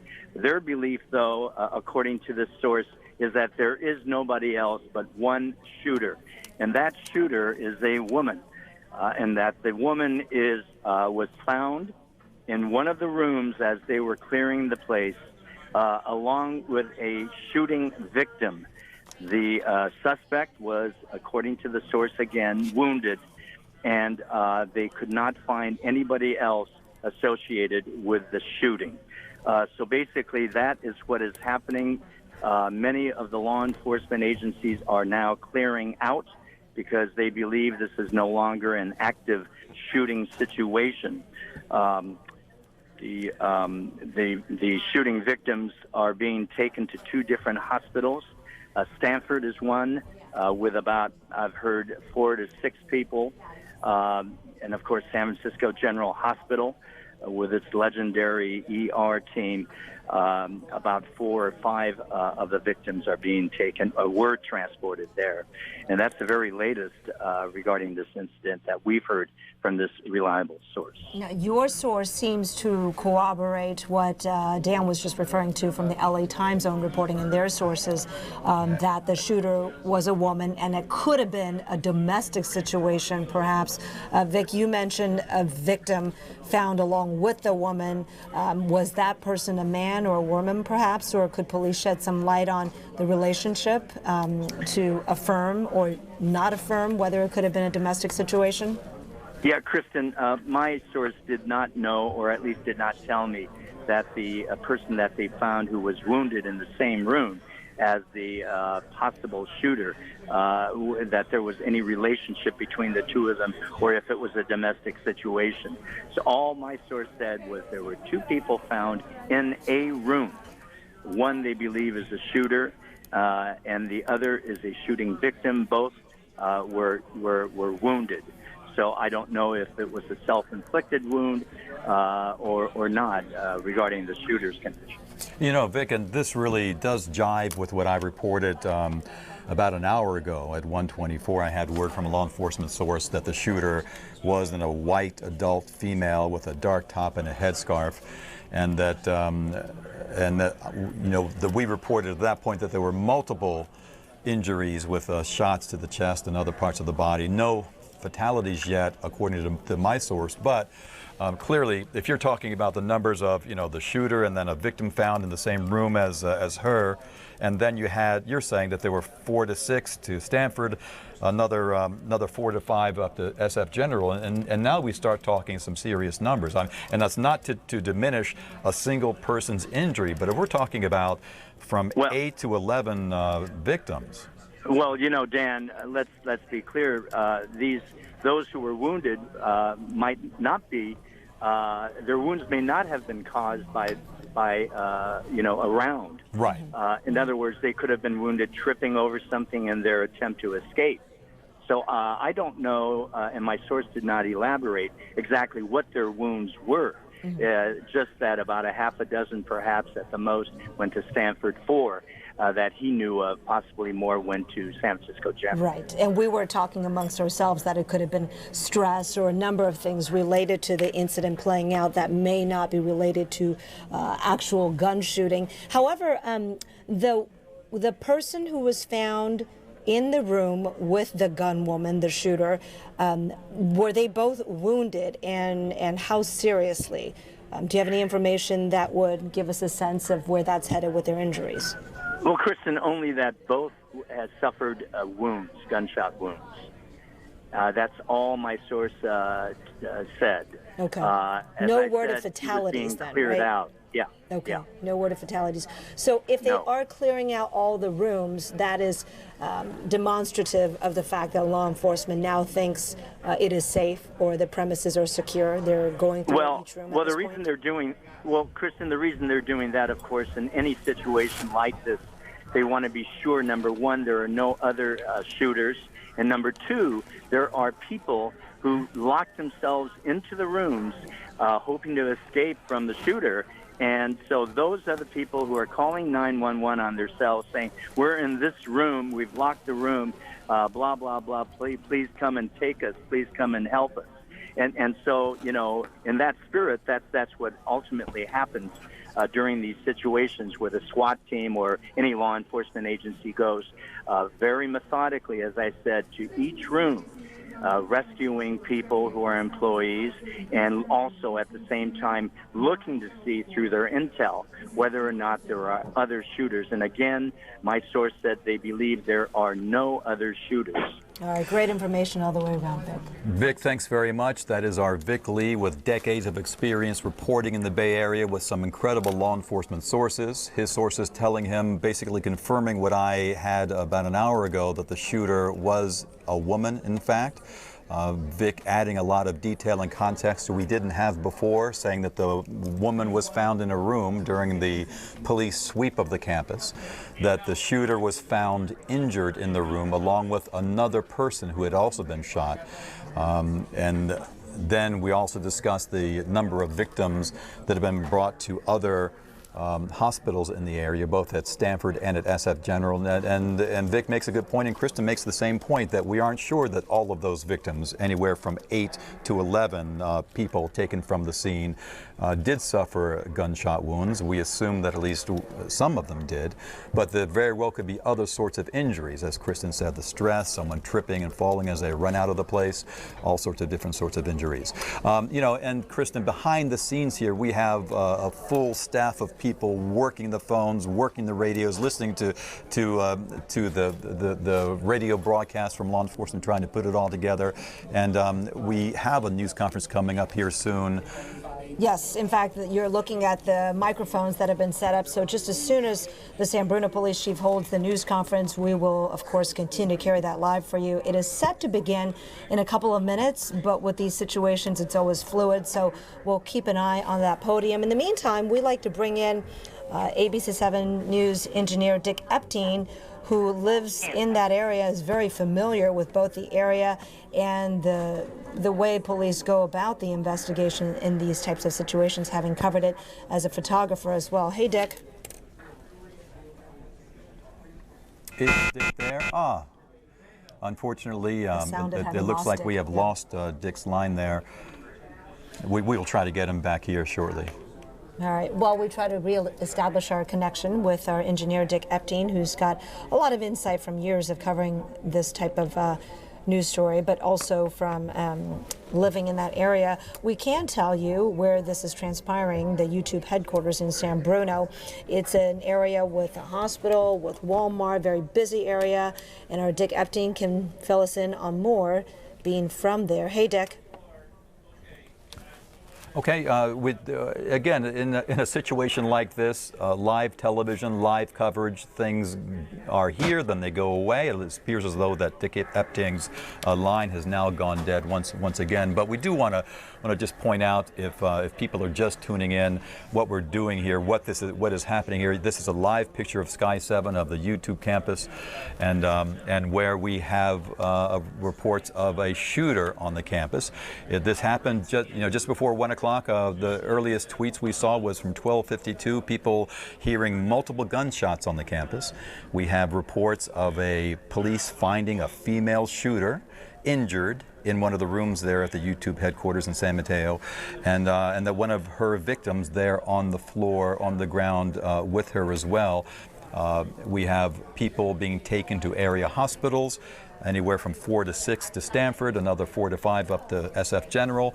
We are working the phones, checking on their conditions, and to figure out exactly what went on down there. Of course, Kristen, as we said, there are reports that this was a domestic situation. Yeah, we'll hopefully get more on that during the news conference at 2:30. In the meantime, some of the YouTube employees who evacuated went to a nearby favorite breakfast brunch place called Hashes and Brews in San Bruno. And joining us by phone now is the owner. Actually, you're looking at him right now. For the press multiple casualty is actually incidents just like getting this, underway yes. outside the hospital. So let's listen in at SF General. What you guys received and who they were? So we've received 3 patients so far, 2 females and 1 male. We have 1 person in critical condition, 1 in serious condition, and 1 in fair condition. Critical is the male, correct? Correct. 1 woman is in serious, 1 woman is in fair? That's correct. Their ages 32, 27, and what? And 36. 36 was critical? 36 is critical, that's the male. Is it known where these people were shot? You mean what parts of their bodies? Yes, but I can't share that at this moment. When you say you're expecting more people, are you expecting more people in critical condition or serious condition, or do we know? Honestly, I don't know. I don't know the conditions of the people we expect. At 3:30 this afternoon, we're going to convene again. I'll bring a trauma surgeon from our trauma practice here to explain in greater depth what the injuries are and what the conditions of the patients are. Okay. Do you mind just stating your name? That's again, right. please? Brent Andrew. Brent, I just got here. Can you Yeah, please no worries. recount? Sure. First, we've received 3 patients, 2 females and a male. The females are one is in serious condition, one's in fair condition. The male is in critical condition. Yeah, I'm looking into it. Okay. That's all you have. Their ages one more time? Females are 32 and 27. The male One is serious 32 yes, and 1 fair 27. 27, yes, and the critical male critical, 36. 36. Brent, I'm going to take a picture of your page because I don't have a notebook with me. Fertilizer. Did you say 3:30 a surgeon is coming up? Yes. Can I get a picture? They're So, Brent, talking about You say at victims? 3:30 you'll have more coming in? Yes. Okay, and you have, once again, 1 fair, 1 serious, 1 critical. That's correct. And 2 women and 1 man. That's correct. All right, and what else can you tell us about the circumstances? You know, I don't know anything about the circumstances. I mean, we're not managing the incident itself. We're not managing the site. We're just taking patients who are routed to us because we're the trauma center nearest. Would you be getting the most serious of the patients? You know, it's hard to say. And I think part of that depends on traffic. It depends on lots of things. So the other trauma center nearby is at Stanford. Mm-hmm. And I know they've received patients also. Do you know how many? I don't. Okay. Do you know how many total victims there are? I do not. Have any of these patients talked about what happened? Not to me. Not to you. So 3:30 we get more information. Correct. And until then, Brent, tell me your last name again. thank you, sir. Andrew. Okay, so that was Brent Andrew, who's a spokesman for the hospital here at San Francisco General. He just came out a few moments ago. He didn't have a lot of information for us, but he had enough to tell us that they had 3 people here. So that we had the one confirmed that we knew about. Now there are 2 more, 2 women, 1 man in fair, serious, and critical condition. He tells us that we'll know more at 3:30 when he comes out and gives us more information, perhaps the status of the patients. He'll have a surgeon here to talk to us as well, and maybe we'll know more about what happened by then. As the hospital has to respect the laws, they have to respect the privacy of these patients, so they have to be very careful about what they say. At least we have some solid information, though, for now. That's all we have. Live at San Francisco General Hospital, Wayne Friedman, ABC 7 News. You know, it looks as though Wayne does not have his earpiece in, because I surely had a couple of follow-up questions. Hey, Wayne, yeah, I appreciate you putting in your earpiece for us. I just wondered, at one point in that little bit of an impromptu news conference, it seemed as though Brent was talking about the nature of the injuries. Did he at all indicate that there were gunshots among those victims? No, he didn't. He did not. Okay. Brett, did you say that these were in fact gunshot wounds? I don't believe I did, but no, I don't believe I did. Can you confirm that they are? I can't confirm yet, but the doctor at 3:30 will. The doctor at 3:30 will? Yes. Is this a doctor who deals with gunshot wounds? This is a trauma surgeon. Okay. So very experienced in gunshot wounds, yes. So should we infer something from that? It's possible. To keep everybody up to date. So at 12:46 p.m. this afternoon, San Bruno Police Department received numerous 911 calls regarding gunshots at the YouTube campus located on Cherry Avenue in our city. San Bruno Police arrived on scene at 12:48 and immediately began a search for a possible shooter or suspect. Upon arrival, officers encountered numerous employees fleeing from the building. It was very chaotic, as you can imagine. We did encounter 1 victim with an apparent gunshot wound towards the front of the business as we arrived. Several minutes later, while conducting a search of the premises, officers located a second individual with a gunshot wound that appears to may have been self-inflicted. We are still working on confirming that. 2 additional victims were located several minutes later at an adjacent business. The extent of all of the injuries of our victims are unknown right now. They were all transported for emergency medical care, but they are all unknown. So if I missed that, we have 4 victims who have all been transported for gunshot-related injuries, and we have 1 subject who's deceased inside the building with a self-inflicted wound that at this time we believe to be the shooter, but we're still following up on that. Multiple law enforcement agencies have responded to assist. We're very grateful for everyone's help and assistance. We could not have responded and accomplished this without everybody's help. This is an active event and an active investigation, and numerous law enforcement personnel from numerous different local agencies are still conducting a search of the business just to make sure that that it is clear. We conducted a quick, immediate search of the premises when the first officers arrived as pursuant to our active shooter protocol. And after that search was concluded, now we're going through with a methodical, slow search just to make sure that we cover all the bases. That's all I have for you at this time. We hope to have something a little later. I cannot give you, I cannot give you the time of the next press update, but we'll put that out as soon as we have that information. ABC7. I'm sorry? Deanne Lim, ABC7. I'm hearing from YouTube employees that there were 2 shooters, a man and a woman. Can you confirm? No, I cannot confirm that. Was the deceased a man or a woman? It's a female.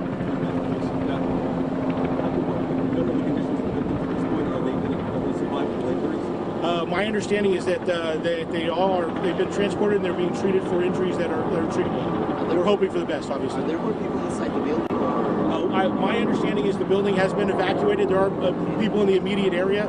We're obviously trying to contact a large amount of people to try to identify and gain some information from witnesses at the scene. So you can imagine it's a monumental task with the number of employees that work inside the building. Chief, can you tell us about what weapon or weapons were recovered? Can you tell us about what weapon or weapons were recovered? I don't have that information. I'm sorry. Do you have police in San Bruno, the sheriff, who else? We have. I haven't taken inventory of all the agencies here. There are numerous agencies. We work well with our neighboring partners, and we're grateful that they're here. But there's a lot of them. And do you have a gender? Yeah, she well, I want to clarify that we did locate a victim with what we believe to be a self-inflicted gunshot wound. It's a female, but the investigation is still ongoing before we can put all the pieces together. Is this person an ex-employee? I don't have any information. Are you looking for another shooter? We are clearing the building and searching the building in a slow, methodical manner like we would do anyway. So we haven't eliminated that possibility, but we have no information to suggest that there's somebody else in there that will. Where are the employees now? We saw them walking down the street. Yeah, a lot of employees self-evacuated, as you can imagine.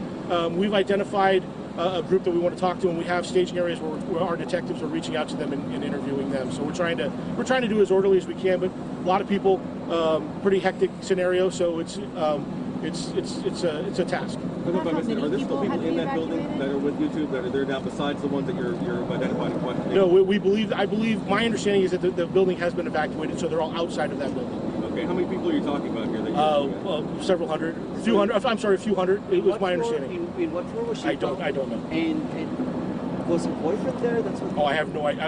I have no idea. I don't know the circumstances surrounding this. And it was only one shooter.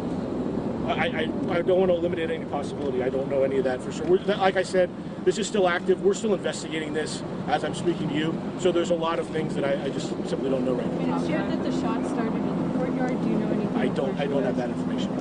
Right? I will try to get you an update as soon as we can once we know more. But I think that I've given you almost everything that we know at this point. So send out the updates for the next news conference. Yeah, when we know, I don't want to give you a time because I may not have a lot for you. So when we can identify a time that's appropriate to come back and update you again, we'll do that immediately. How will we put the information? We'll probably put that out through our media list and through social media. Sorry, Chief. We understand from one employee that police had to borrow badges in order to access parts of the building. Did you have any trouble getting where you needed to go? I don't have any information regarding that right now. Is there a problem with security at YouTube? We've heard there's not even medical technicians on the outside. We're not even at that point yet. We're still trying to address the situation in front of us. Okay, I will get you some more information in a few minutes. Are the victims employees from YouTube? I don't know. They've not been identified. So that's all I have. And again, I'll get back to you as soon as I can. Thank you. Okay, we just heard from the San Bruno Police Chief giving us an update on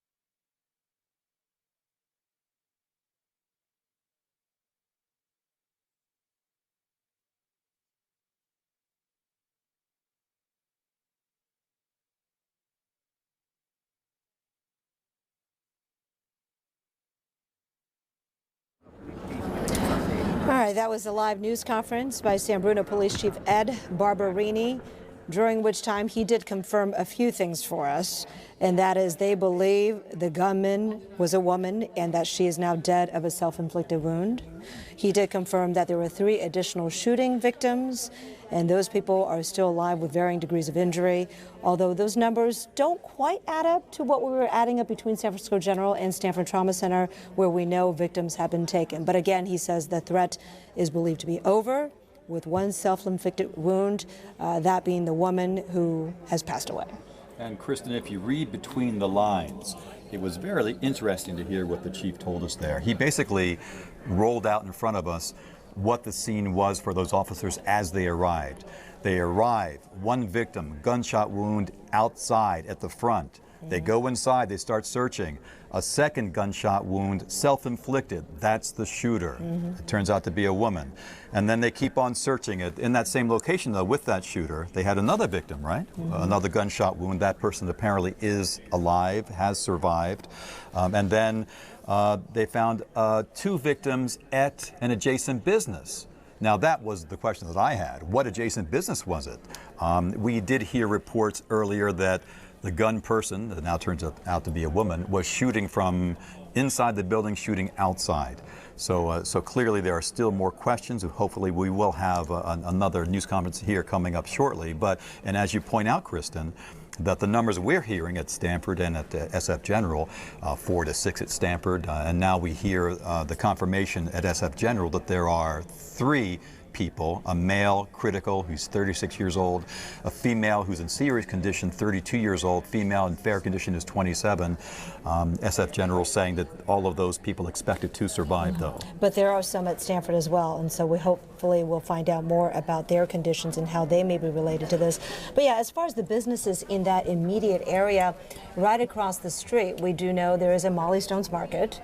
There is a Nueve Mexican bakery, Hashes and Brews, which is a very popular brunch place there in San Bruno. Everybody knows about it.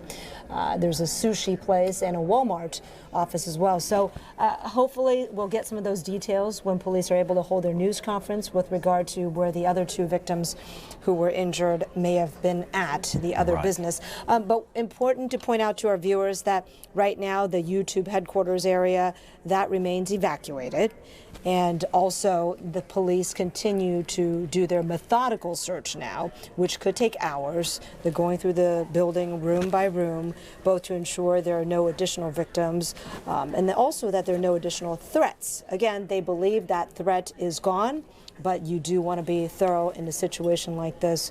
Even if you don't believe there's another person involved, it is possible whoever was involved left an additional item that could be of threat to the public as well. Now, Kristen, throughout this day, we have kept our chopper away, not really showing the scene to make sure that we didn't give the shooter any bit of information about the police presence and the police operations. We can now show you this recorded image of employees coming out of the YouTube headquarters, their hands in the air. Clearly, that is such a tense situation when the police don't know who is who. Could these people be involved? They have to make sure they check out every single person. So just imagine what kind of a day that's been there for those YouTube employees today. There you see them coming out, their hands in the air, being greeted by the police. We saw earlier how they were processed. They were really kept in one big crowd, and then they were patted down to make sure they were not carrying weapons, and then they were allowed to go on their way. So clearly a big relief for these employees being able to get out of that building and get out of that building safely. Yeah, you heard one of the employees who was evacuating telling our Dion Lim that he was headed over to another YouTube building, and right across from the main headquarters building there are smaller offices also owned by YouTube. So some of the folks are there. And I just really quickly want to mention too that we are getting this from Stanford Healthcare directly. Lisa Kim there says we are treating 4 to 5 patients from the shooting. 4 to 5 patients from the shooting at Stanford. No word on their conditions. And Kristen, I'm just getting more word from my law enforcement sources on this. And again, that this is the same source that has been working with us today back at 124. That source had told me that it wasn't active, that it was a female shooter. That source now confirming that from law enforcement sources close to this investigation that 4 wounded. The woman dead of a self-inflicted wound, and then 4 wounded. So if you count the SF General patients, there were 3 there at that news conference that just recently had. So that would leave 1 more perhaps at Stanford that was wounded. But again, your point being that there were many other numbers that we were hearing up until 8 to 11. So perhaps it's some of those people who may have tripped and fell or had some sort of stress. Absolutely. Let's bring in our engineer, Dick Epstein, who not only had many years of experience covering this type of situation as a photographer, but also is a resident expert on the San Bruno area and certainly where YouTube is located. Well, Kristen, I can tell you that the YouTube campus is a relatively sprawling and a campus that continues to grow. Basically, what you have, if I could sort of geographically set the area for you, you're looking at the aerials from Sky 7 now. The YouTube main YouTube building is the building with the tannish green grass roof, which is the building that all the police cars are surrounding, which is the building where this incident took place earlier today. Over the last 10 years or so, YouTube has acquired additional buildings along Cherry Avenue there that had been previously occupied by other companies and tenants. So in that immediate area, the YouTube campus consists of 3 buildings. The main building that you just saw, and immediately across the street on Cherry Avenue, 2 other buildings that they had taken over the last 5 or 6, 7 years. That campus also continues to grow now further down Bay Hill Drive towards El Camino, where they're just in the process of launching a newly remodeled building to add to this campus. So on the south side of the YouTube building on Cherry Avenue is the Bay Hill Shopping Center that you were talking about earlier, that houses a multitude of different little restaurants, Hashes and Brews, a burger joint, CVS, a Mexican restaurant. At the time of day that this took place, there would have been a lot of pedestrian traffic in this block or two area, people going to and from the different buildings on the YouTube campus, crossing Cherry Avenue, and also people going to the shopping center there for lunch and do whatever other shopping they want to do. Now, further north on Cherry Avenue, you hit the Highway 380 overpass, obviously, which was closed earlier this afternoon during the height of this incident. And just north of the 380 freeway overpass is Commodore Park, which could be potentially a very busy playground for children and families. And then just north of that is a very large apartment complex. So this is kind of a mixed-use area. It happened during the time of the day where there'd be a lot of pedestrian traffic. So as far as the first responders are concerned, when they're responding to a report of an active shooter incident, they will get greeted with quite a bit of panic and pandemonium as people are running out of this building, as they encounter possible victims, as the police chief mentioned that they did earlier in his press conference. So they have to make a very quick evaluation as to what is going on with this situation. Their priority, obviously, is to evacuate the building.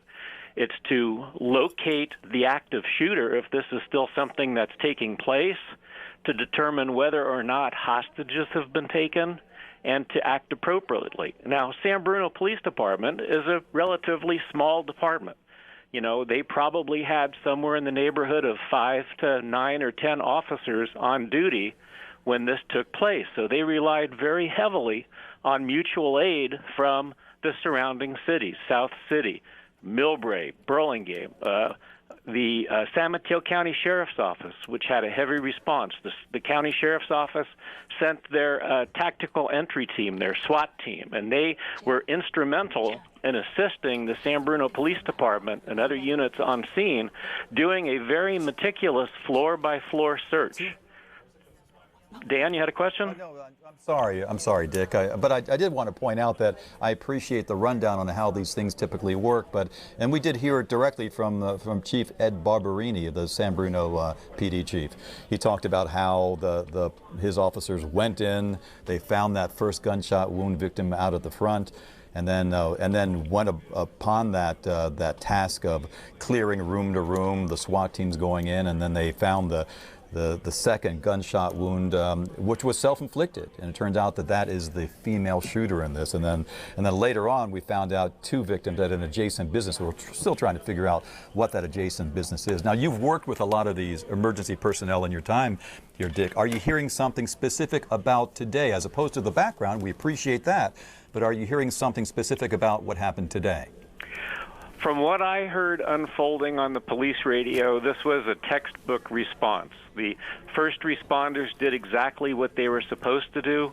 I heard initially that they were having some issues accessing locked rooms in the building. And that is critical because a lot of these corporations over the last few years have engaged in training their employees for active shooter situations. And that training includes a 3-step procedure called run, hide, and fight. You first run to leave the building, get your coworkers out. If you can't escape the building safely, you hide. And of course, the last resort is if an active shooter is approaching you and you have no alternative, then obviously you fight and try to subdue that person as best you can. But there are a lot of people that hide. Hide is the biggest problem. So when the responders got into the building this afternoon, they had some issues accessing some of the locked doors. So they had to make contact with YouTube and Google security personnel to get card keys that allowed them to get into all the rooms, because with these card keys there are different levels of access. Some people can't get into all the rooms. They needed keys to get them into all the locked rooms. There was also an additional complication where some of the rooms had combination punch locks on them. So they once again had to reach out to YouTube and Google security to get somebody that could give them the combinations to get into these rooms, which is critical because in order for them to secure a floor and declare that that floor is clear, or code 4 in police vernacular, they have to make sure that every room has been searched. So they have to make entry into every room before they move on. I want to cut in that we want to make sure that we are giving our viewers the very latest, most accurate information we can. We just got word from Stanford that they have no victims from this incident at Stanford. So it looks as though all of the patients, all the people who were injured in this incident at the YouTube headquarters have gone to SF General. Yeah, so there was a little confusion at Stanford itself over this, but now they're clarifying there are no victims from the YouTube shooting. We also got some new communication from Google, and that came in the form of a tweet, so we want to share it with you from Google Communications. It says, "We advised all other employees in the Bay Area and people with meetings scheduled to stay away from the area, and that there's no need to take any action. We have provided employees a helpline." So that is from Google Communications, and here's another one. Right, we have several of these. We have a couple of these here. Now, Google also said, "We have advised those who are currently at the SBO office to continue to shelter in place until further notice." Now, the sheltering in place, Kristen, is not necessary any longer because we're told by the police chief there that they have evacuated the building. They are going now room to room, and so perhaps it does happen sometimes. People are so freaked out by this. They're so afraid that they hide and they stay hidden for some time after the incident has cleared.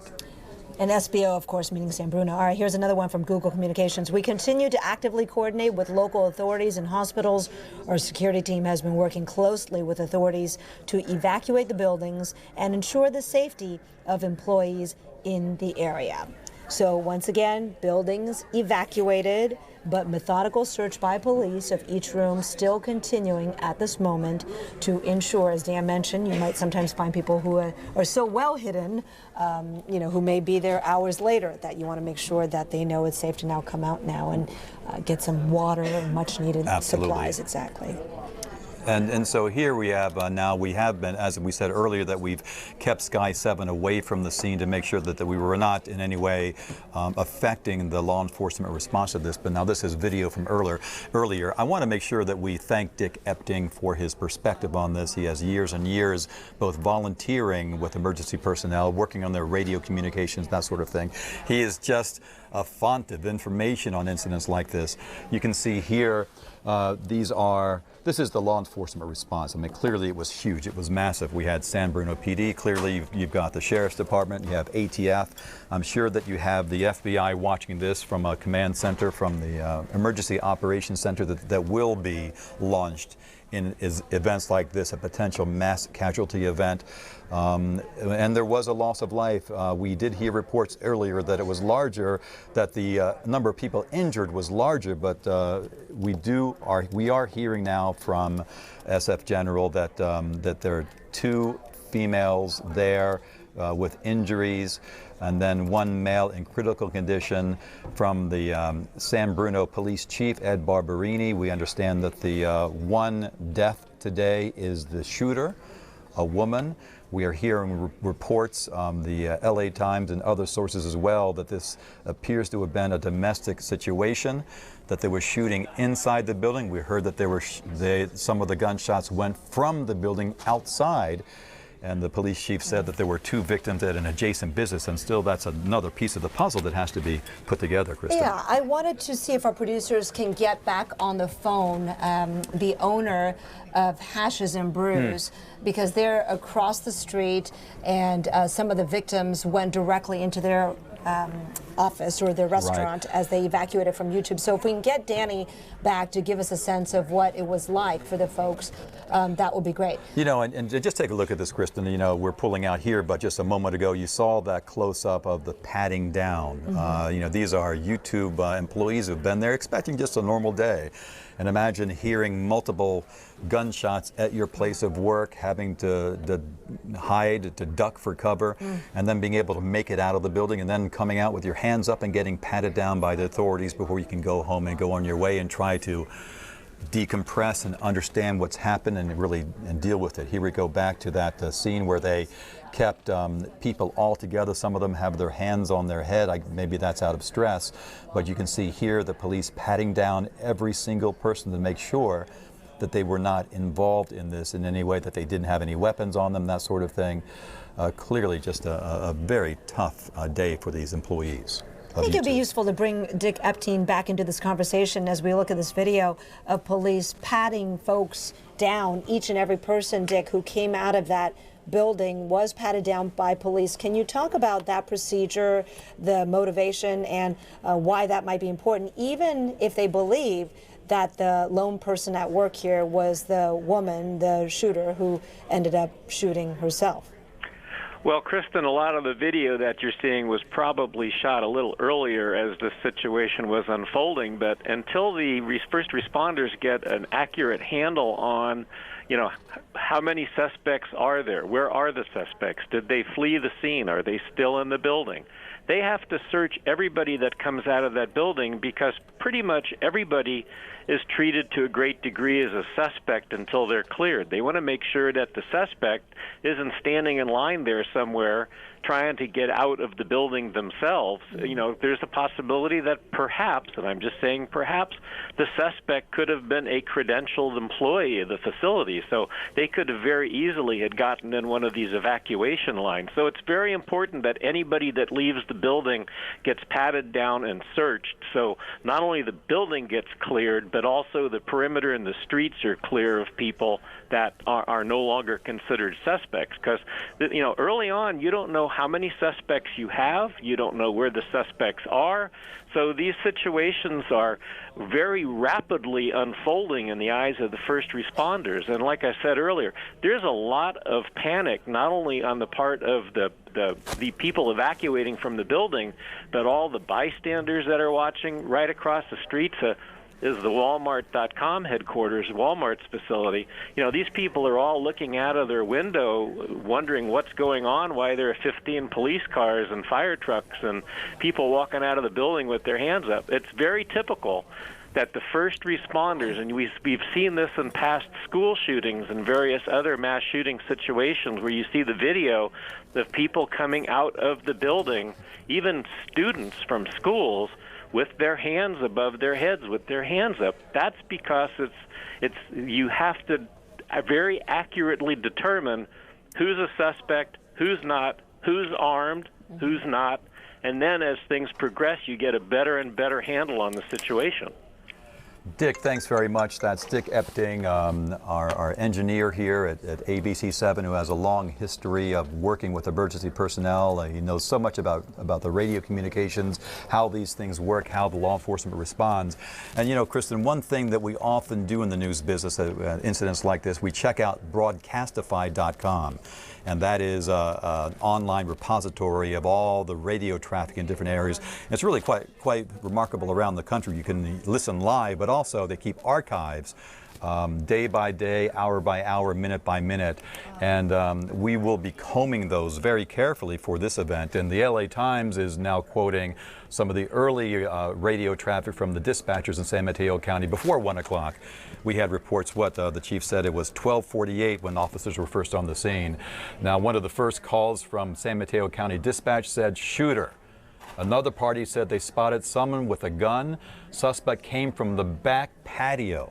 Now that correlates with something we heard from one of our witnesses who had an employee who was there on the back patio, on the lunch patio, heard shots. He ducks into a bush.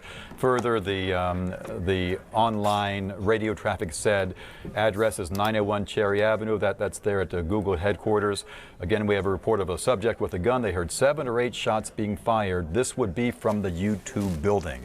And so that was the first notice we got of this tragedy that really unfolded today at YouTube headquarters in San Bruno. And as we just look one quick moment at this patio where you can see the dining tables and the umbrellas, it is such a beautiful day.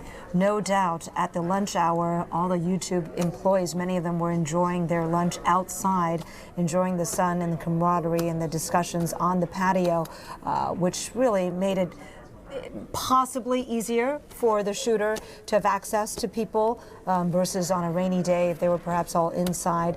But that is just something to consider as we look at that scene. All right now we want to share with you some more tweets that were sent by Todd Sherman, who is a product manager at YouTube. This really puts you inside his mindset of going through something like that when it was happening and first breaking.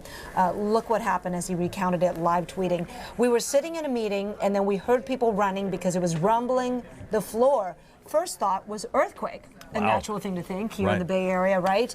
But it was all the running, and he followed up with this tweet. After exiting the room, we still didn't know what was going on, but more people were running. Seemed serious and not like a drill. You can imagine, probably. And then as Todd went on, he really gave a very descriptive picture here of what happened. He says, at that point, every new person I saw was a potential shooter. Someone else said that the person shot out the back doors and then shot themselves, which would correlate with what the police told us. 2 victims at an adjacent business. And then Todd added that, and here's the picture. I looked down and saw blood drips on the floor and stairs, peeked around for threats.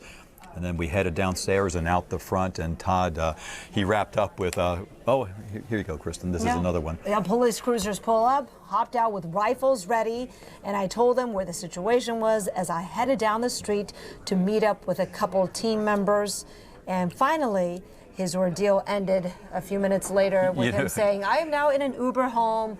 Hope everyone is safe. So, which is the best news for his friends and family. I mean, just imagine that sense of relief being in that as you're heading home.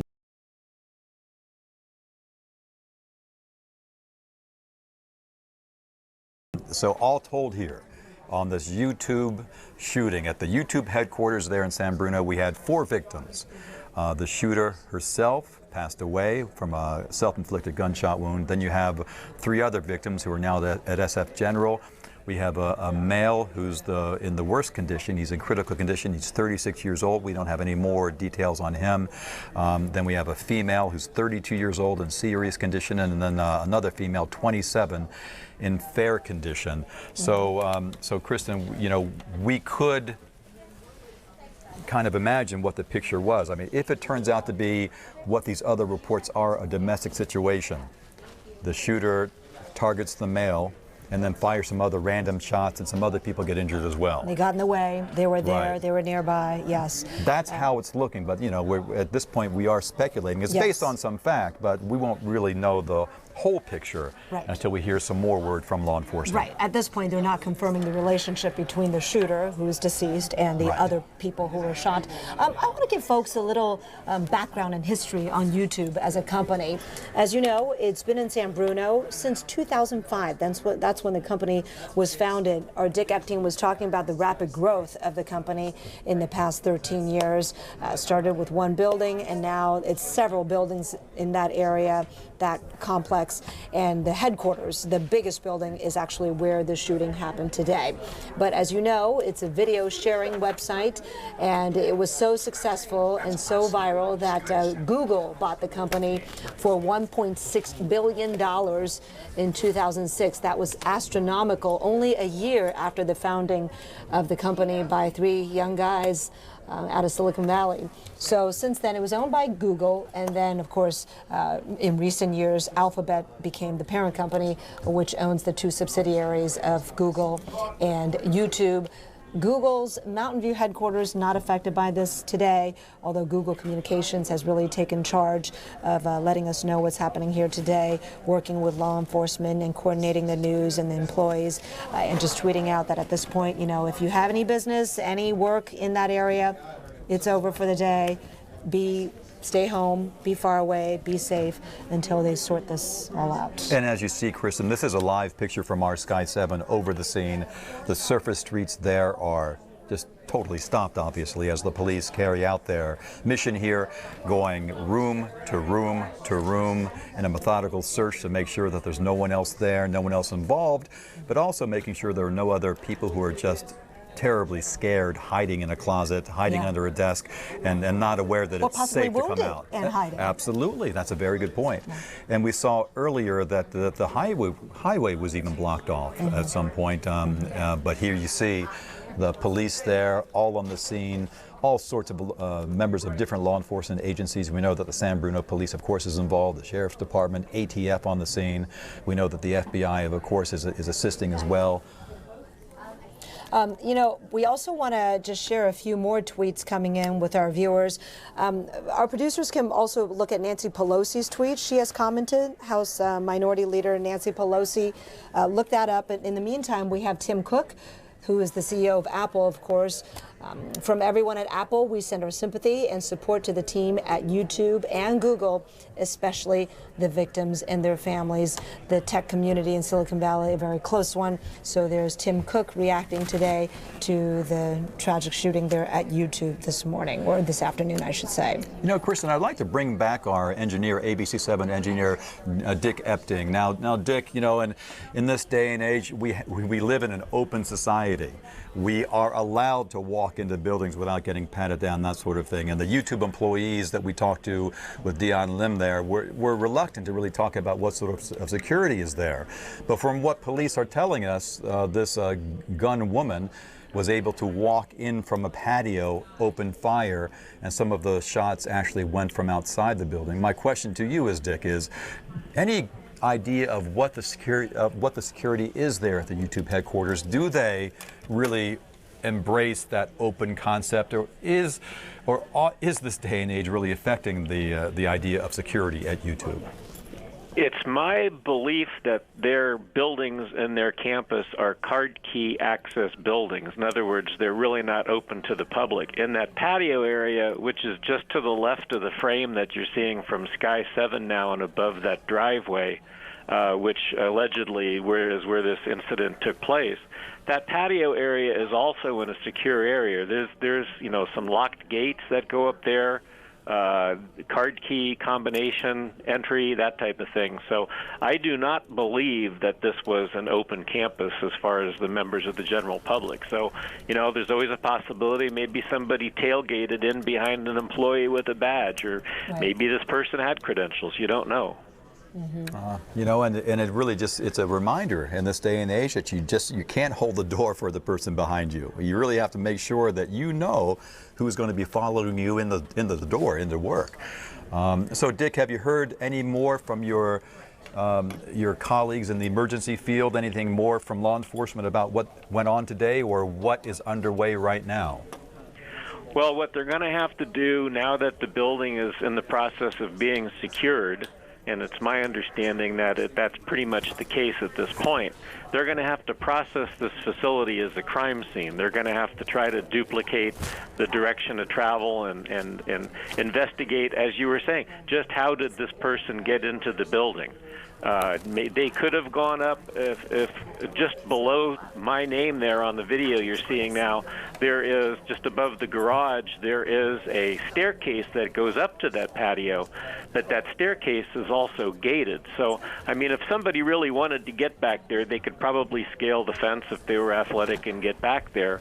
But, they have a number of private events back there during the summer. They have some concerts and whatnot, and, they are not open to the public. So should be a pretty secure campus from that standpoint. And these are all the things that will be evaluated now, not only by, the Google and YouTube security staff, but also by the local authorities, the federal authorities who are now going to come in, the ATF, the FBI, and all the federal agencies that are going to be participating in the investigation now, and I'm sure, as these things unfortunately always do, will have an impact on their security, Google security, YouTube security going forward, and they will probably fortify areas that they reassess and think could possibly be weak points in their security. Of course, Dick, and to your point, I mean, we had zoomed in there with our helicopter Sky 7 overhead there, and we had zoomed into that door that is right next to the patio where the gun woman may have gone in, and that's a tall wall there. I mean, that would not be very easy to climb up that wall. You see some people standing by that door. It looks as though it is a passkey door. There you go. So yes, of course, there was security in place. It looks as though somehow the gun woman got in, found her target, opened fire, and then killed herself.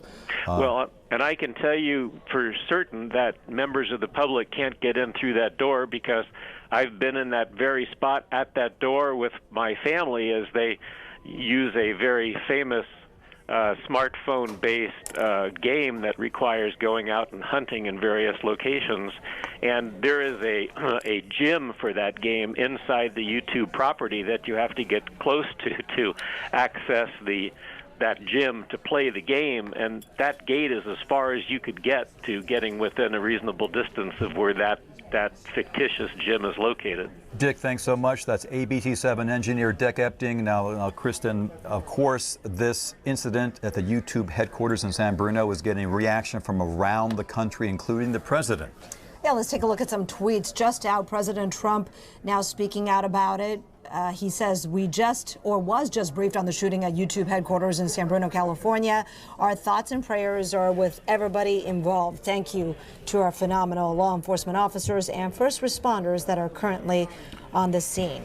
And House Minority Leader Nancy Pelosi of San Francisco also tweeted not too long ago. She says, my staff and I are closely following developments from the active shooter situation at YouTube headquarters in San Bruno, California. Thank you to our heroic first responders. Our Bay Area community and all American communities deserve real action to end gun violence. Now, gun violence has been in the news quite a bit lately with student marches and protests.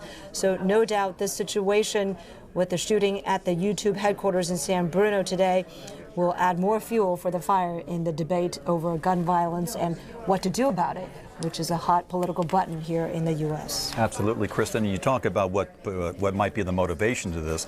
You know, we live in very, very dangerous times, obviously, with the threat of terrorism all the time. And it is, in a sense, you can talk about this with the reports we're hearing about this potentially being a domestic situation. This could be a very old motive from years. You know, this is the type of thing that people have done for decades, of course, if this does in fact turn out to be a domestic violence situation. So this perhaps is not a sign of the more pressing times in terms of terrorism, but if it turns out to be that same old problem with domestic violence, it's a horrible thing, but you're right. It'll totally bring up more discussion about gun rights, about restricting access to weapons, about background checks, and the rest. Right now we want to show you an article we found that gives you a glimpse inside the San Bruno headquarters of YouTube. This is from an SF Gate article from a few years back, but you can see how gorgeous it is. There are a lot of perks for employees, and the facility offers a full-length swimming pool, an Olympic-sized pool there for the employees to work out in. I should just say full-length lap pool. We don't know if it's an Olympic-sized pool, but they also have a putting green. You can see as we scroll down, that picture you see right there is actually a bar where folks can, actually, you know what it is? It says flat screens on the wall, which plays YouTube trend playlists so employees can stay up to date with what's happening on their site, a way for them to stay connected with their work. But you can see it is state-of-the-art. Real state-of-the-art, real modern in design. There are communal workspaces that encourage collaboration, a real communal work style, and couches that encourage comfortable discussions. And it just has that laid-back mentality that so many of these Silicon Valley companies do. But the openness, the flip side of that, does make it possibly more of a target when you do have the outdoor patio seating and the real openness that these buildings are designed to to, generate. And I see those pictures, Kristen, and I can't help but wonder, how will the employees see those same offices tomorrow? Will they see that patio in a different light, given what's happened there? And just a scene setter for our viewers here as we go up to 3:17 here in the afternoon. We are expecting another news conference from SF General. We heard earlier from Brent Andrew, a spokesman from SF General, talking about the 3 patients that he has there at SF General, the male who's 36, critical condition, the female who's 32 and serious, and the other female who is 27 in fair condition. And the one fatality in this, apparently, according to police, is a shooter. We do not know her identity at this point, but she was found in a room inside YouTube headquarters with a self-inflicted gunshot wound, and one of her victims was laying there as well. We could really just assess that it's probably that male that's at SF General right now in critical condition. We will hear more coming up at that news conference at 3:30. And so once again, this started at around 12:48 this afternoon. Yeah. The first reports, the police on the scene rushing to reports of an active shooter, and here we 2.5 are. hours ago, yeah. What's interesting, Dan, is if in fact it does turn out to be domestic violence, right. We need to remember that this is with a twist, that familiar theme with a twist, in the sense that the shooter in this case was a woman. Now, we do not know the gender of the victim, right. But because we do know at SF General there are 2 women and a man, so we don't know who her partner would have been had it been a domestic situation. But men are also victims of physical violence and domestic violence. It is more common that it's women. In fact, studies show that 1 in 4 women will be the victim of a severe physical violence by a partner in their lifetime. But the number for men is also 1 in 7. So we don't think of it as much, but it certainly does happen. And if nothing else, this situation may also be brought to light and shine a light on the fact that what we don't talk about, that men could also be the victims of domestic violence. And either way, just like gun violence, it's a difficult subject, but needs to be tackled in this country in the debate. And we are still kind of sorting out where victims went and when. We heard earlier that there are no patients now at Stanford, but I see that the LA Times has just updated their reporting to say that, quoting Lisa Kim, the spokeswoman for Stanford Medical Center, saying that they expect at least 4 patients from the shooting to be admitted. Well, that's who we quoted earlier as well. Got you, so okay. We expect, they probably got the same older information from Lisa. So and there was internal and then we got the new information. Gotcha. There was confusion on Stanford's end as well. As you know, these situations change quickly. So absolutely. We continue to look at video of the moments when this first started to happen and folks first started to evacuate the building. This was kind of the first wave that ran out with their heads above their heads before they all were searched thoroughly, individually, one by one, taken to safer locations away from the building. So right now what we know is this, just to recap for you. This all happened at the YouTube headquarters in San Bruno, and a woman believed to be the shooter has been found inside, believed to have been killed by her own self-inflicted gunshot wound.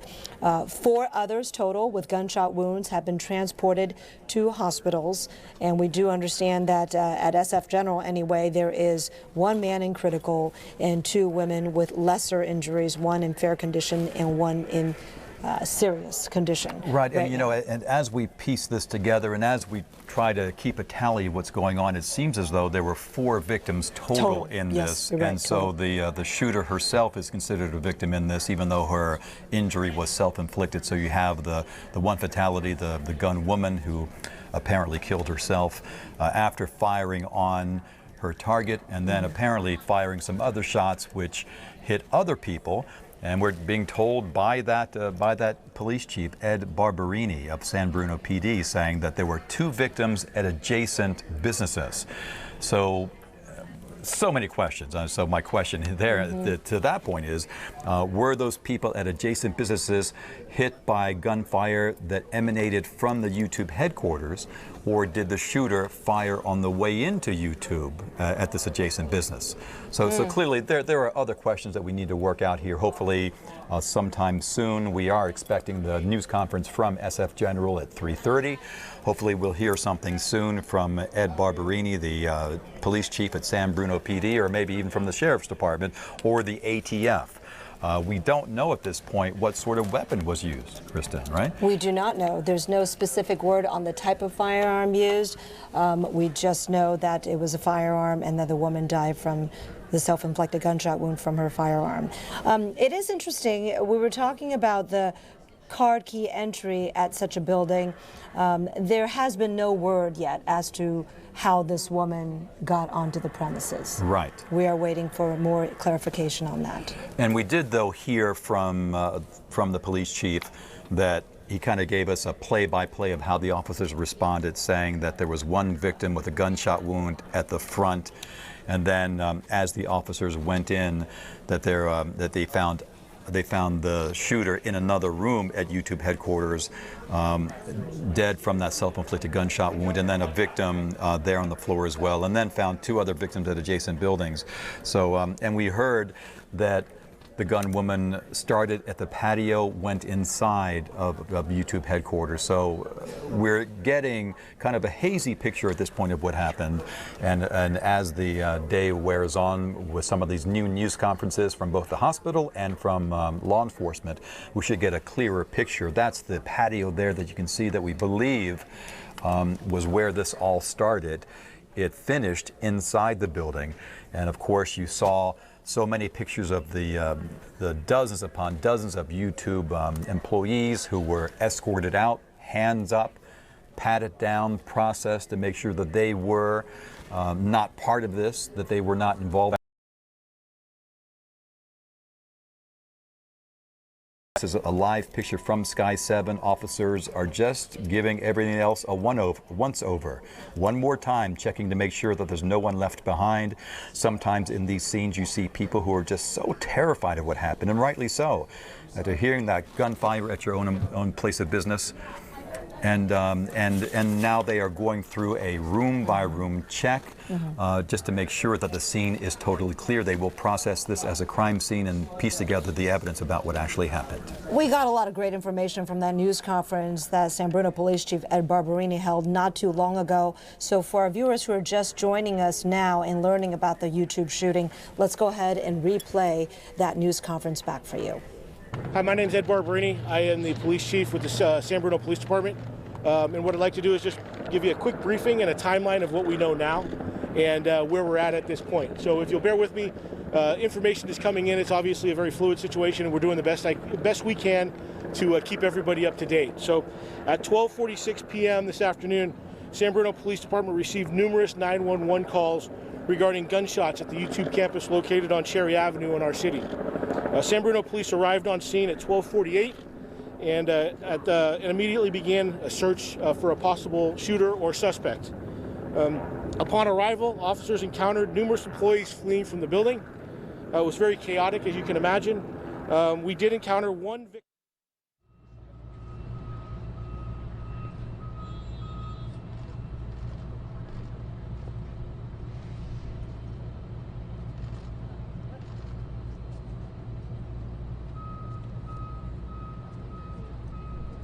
Here? Is everyone here? Hey,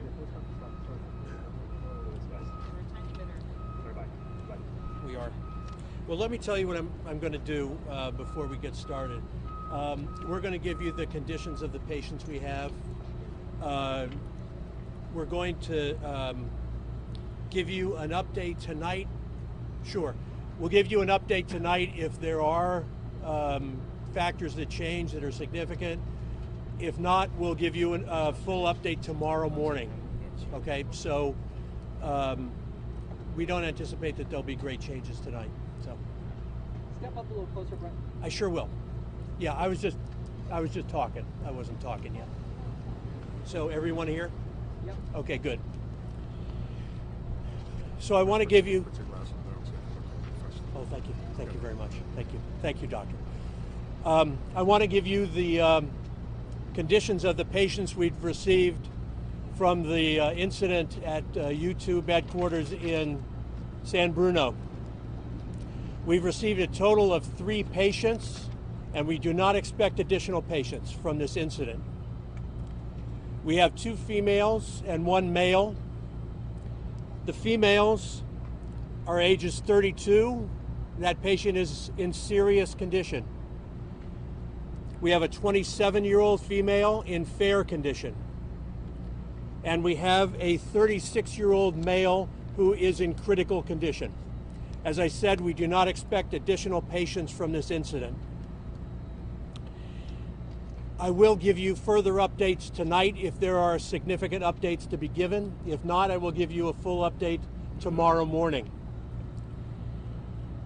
The San Bruno Police Department, in partnership with YouTube, are setting up a family reunification center, and you can contact the San Bruno Police Department for information about that.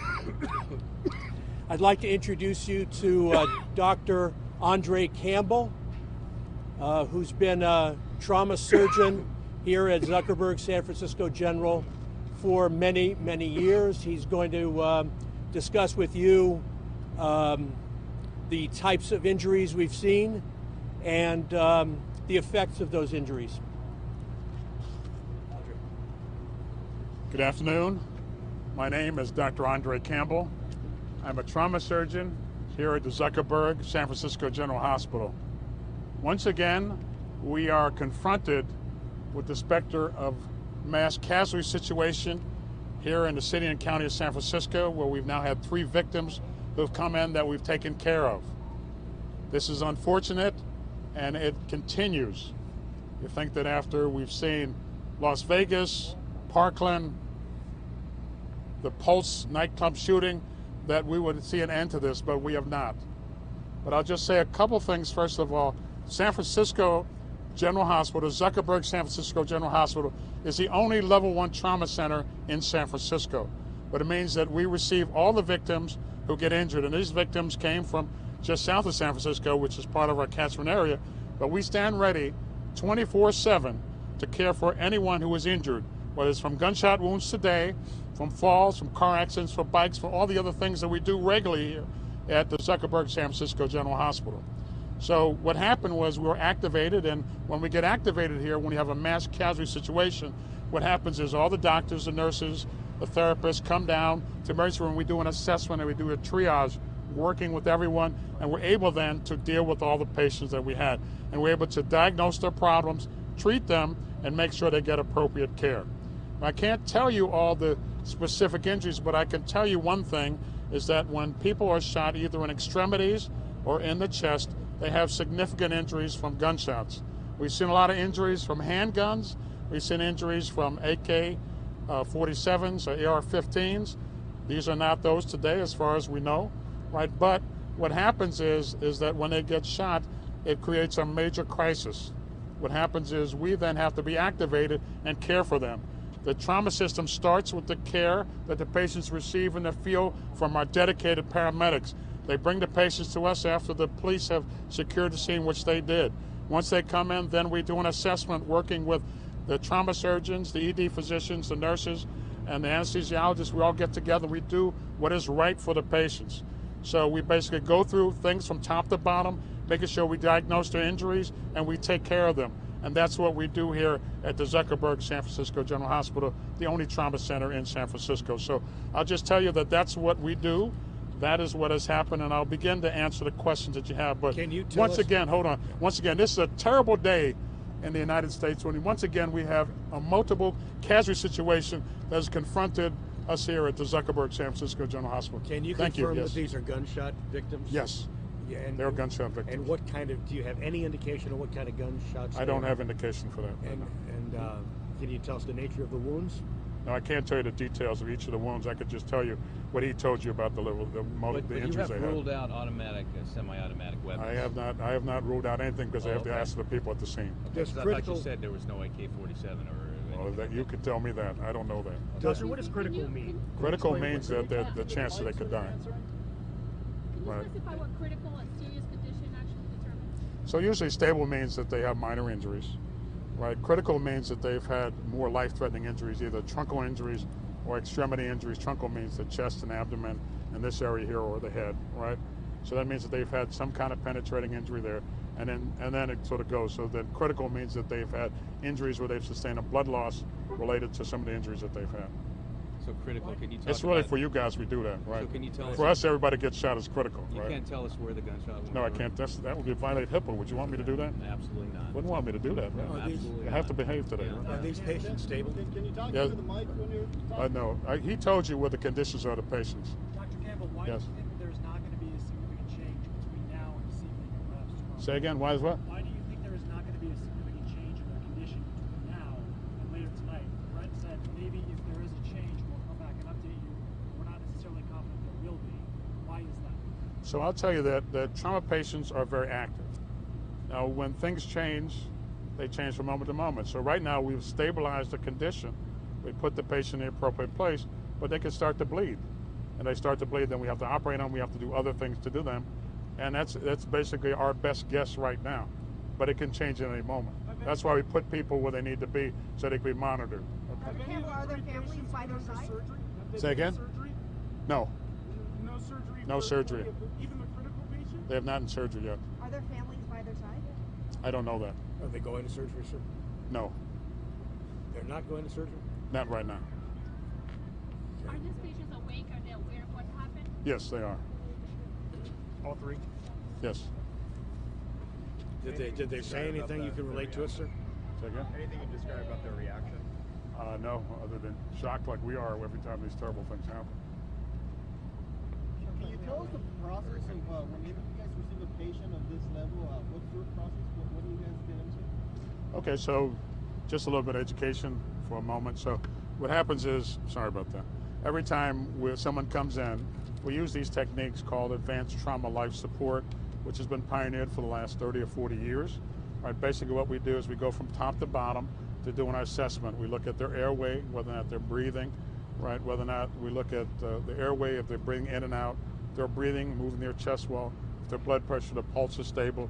We then look at the injuries that they have in terms of disability, trying to figure out what their mental status is, and we expose them where we take off their clothes and we look to make sure we've gotten all the injuries, so we look in every part of the body to make sure. Then we basically then do a secondary survey where we go from top to bottom, look in every detail, look to the head, neck, chest, abdomen, pelvis, extremities to make sure that we have not missed anything. This is a standard thing that not only we do here, but we do that at all major trauma centers around the world, because it's called advanced trauma life support, which is a way that everybody takes care of trauma patients when they're injured. This is the standard that's done at every major trauma center around the United States. How many shots? Does that answer your question?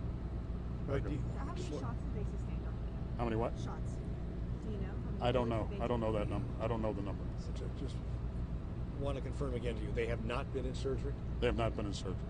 And can you specify or tell us why they have not been in surgery, or is that too much information to give? That's too much information. Okay. You guys always want to do that. Yeah, we do. We get as Why much do you as got to we do can. that? You just like What ask we the do. same question. You're almost like lawyers. The ethnicity of the patients? No, I can't. Based on the bullet wounds, do you have any idea what sort of firearm was used in this? No, I don't. And you said it was not an AK-47. We don't think so. Just to be clear, were all three victims, victims of gunshot wounds, or were there any? Yeah, they were victims of gunshot wounds. Were they all shot multiple times? They had multiple injuries. But you can't confirm if they have multiple gunshots. No, I can't confirm that. When you say they, does that mean every individual person had multiple injuries? Every person was shot who was here today. We have 3 victims. They all were shot. But when you say they had multiple injuries, does that mean each person had multiple injuries? Well, if you have 2 holes, that means you have multiple injuries, right? Each one of them? Yes. So no one was shot once. Each person was shot more than once? I don't think I can say that. Okay. Is there a sense why one is critical, the other is fair, and the other is just serious? I mean, would that be proximity to the shooter? I can't make that conclusion. I can just tell you that from what I see, because of the injuries the patient has, that they are critical. I know you want to know more details, but I can't give you any more. Earlier in the day, we were told that more patients were expected here. Is there a reason why you guys were expected? Originally, what happens is whenever these mass casualty situations happen, there's a lot of confusion and you guys are maybe part of it, right? We may be part of it, and other people are part of it. And what happens is we're told that we have X amount of victims. So we were originally told we were going to get 4 victims, well, we only got 3. But we get ready for as many as we have to take care of.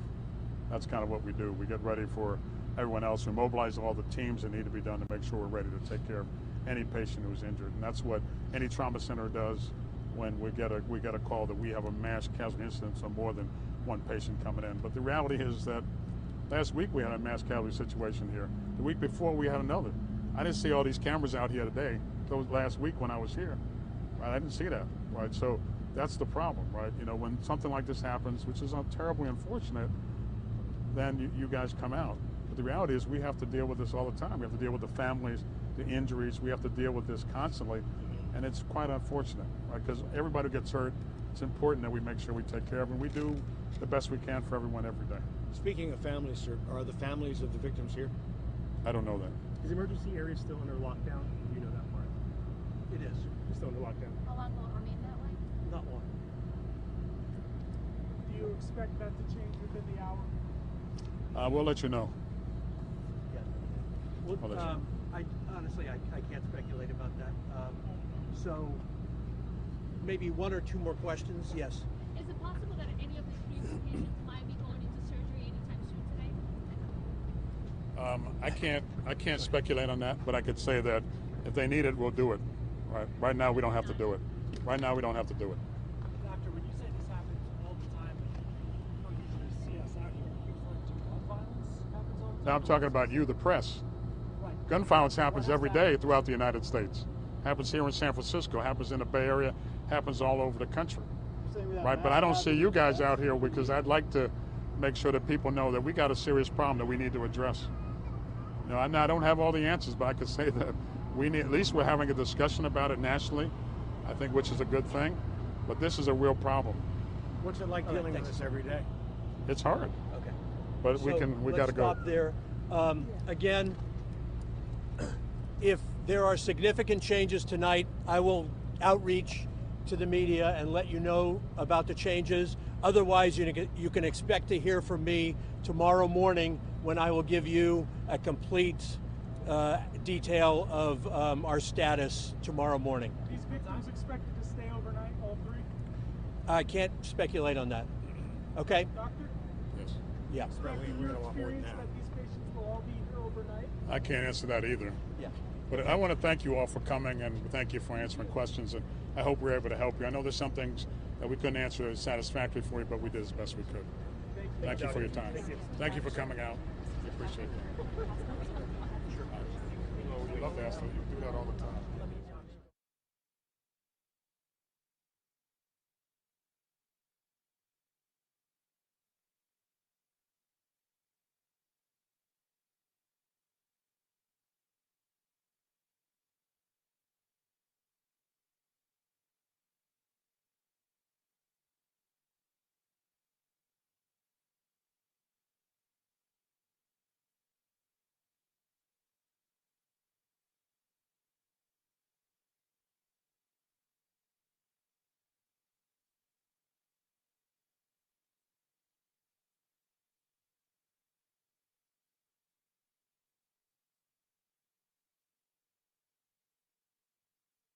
That's Dr. Andre Campbell, a trauma surgeon at SF General. You know, you'll have to excuse his humor at a time like this. I mean, clearly it's very sensitive, but this is a guy who sees incidents every single day. He's dealing with trauma at SF General all the time, and it's interesting that throughout this news conference between him and Brent Andrews, they confirmed that they are treating 3 victims. All with gunshot wounds, they did confirm, some with multiple injuries.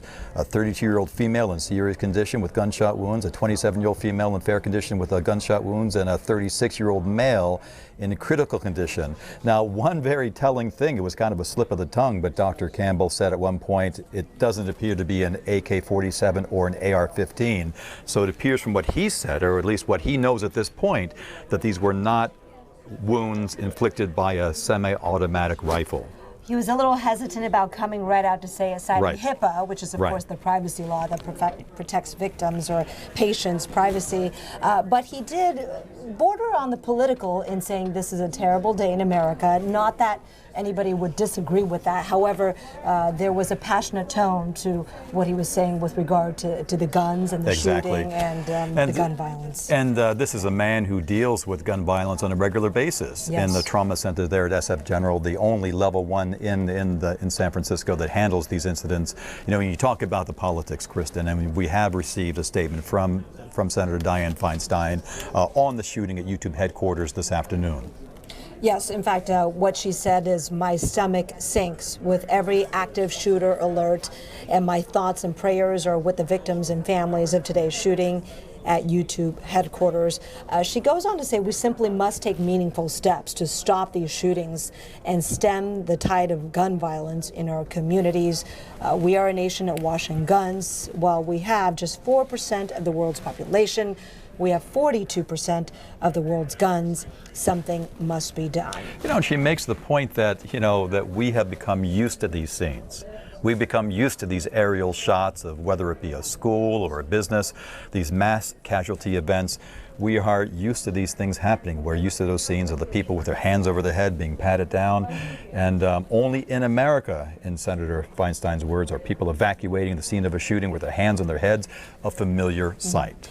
She has been a proponent of a ban on assault weapons, of course, most recently in February meeting with President Trump to try to get that point across and push that point. Of course, those who have followed Senator Feinstein's career know that her whole launching into politics was spurred by an act of gun violence. Right. When she, in 1978, discovered Supervisor Harvey Milk dead of a gunshot wound by Supervisor Dan White at the time, and also Mayor George Moscone, who also perished, and then her having been thrust into that national limelight and eventually becoming San Francisco's mayor. Her whole career has been sort of defined, if you will, by gun violence. A dark time in San Francisco. You are looking now live from Sky 7 over the YouTube headquarters in San Bruno. Police, as you see, are now clearing the headquarters following the shooting. They did recover the people who were wounded. They processed all the employees. They're patting them down, and now they're going. They are still continuing that room-to-room search to clear the headquarters and make sure that everybody is out and that no one is left behind, thinking that this is still an active situation. And Dan, we just got some new video in that we want to share with our viewers. They come from our viewers and people who were either near the scene or working in that area. Eddie Del Salvio shot this video, and he wanted to share it with us and gave us approval, certainly, to share with our viewers of the police congregating there as the active shooter situation first developed, as they first responded, as they were still burdened by not knowing whether there were multiple shooters, how many people may have been hurt, and whether the gunman or woman, as it turned out to be, was still active. So Eddie's shooting from across the street, kind of kitty corner, from one of the buildings nearby. And at the top of that shot, you definitely saw the police walking in, running in quickly, and now you see the larger police presence. Look at that. That is clearly the SWAT team going in. They have on their body armor, the helmets, rifles drawn. They're walking in not knowing what they are walking into. And as the chief of police told us earlier, that shortly after arrival, you know, the call came in from 911 at 12:46. They were on the scene within 2 minutes. First thing they do is they find a victim with a gunshot wound out front. Then they go inside trying to figure out what is happening, and then they find the gun woman dead of a self-inflicted gunshot wound in a room, and one of her victims also in that room down. And now that person is among the 3 being treated right now at SF General. One of the witnesses who actually came face to face with the shooter talked with our Dion Lim out at the scene right after he evacuated from that building. And if we have that clip, we're going to play it for you. Just note that he did note the gunman as a man, but as we now know, the shooter was actually a woman. So we do want to clarify that, but go ahead and listen to. Well, also to report that we had it correct, you know, back at 1:25. You did, yes. Your source told you this very early on. I mean, we as an organization. Yes. I'm not trying to take credit for anything. No, but it was your law enforcement source who said it was a woman very early on. But let's go ahead and listen. I was sitting at my desk programming when we all heard the fire alarm come off. So we evacuated the building. I had my skateboard. I started skating down towards the lunch courtyard area, and I heard a commotion, and I saw somebody screaming out, "Come and get me!" I saw to my left, his right, that there was somebody on the ground on his back with what looked like a red stain on his stomach, which I'm going to guess is a bullet wound. And I didn't really understand exactly what was going on until the police came through the door with an assault rifle, and then I got out of there. I ran out. I escaped through the parking structure, and I exited the building. Wow. I mean, what went through your head when you saw this? Because you see a man lying on the ground. Was there any shooter nearby? Paint me a picture of what went through your head. So what happened was that there was a guy on the ground. He had been shot, and the shooter was within 20 feet from him, and he was yelling, "Come and get me!" And I didn't understand what was going on at the time. And yeah, that was it. It was the shooter and apparently his victim within 25 feet of each other. Did you ever think that you're a little bit too close for comfort? I mean, I know you bolted out as soon as you possibly could on your skateboard. Yeah, I mean, obviously would not have gone that direction, and it was definitely a little too close for comfort. And as soon as the police were there, I was like,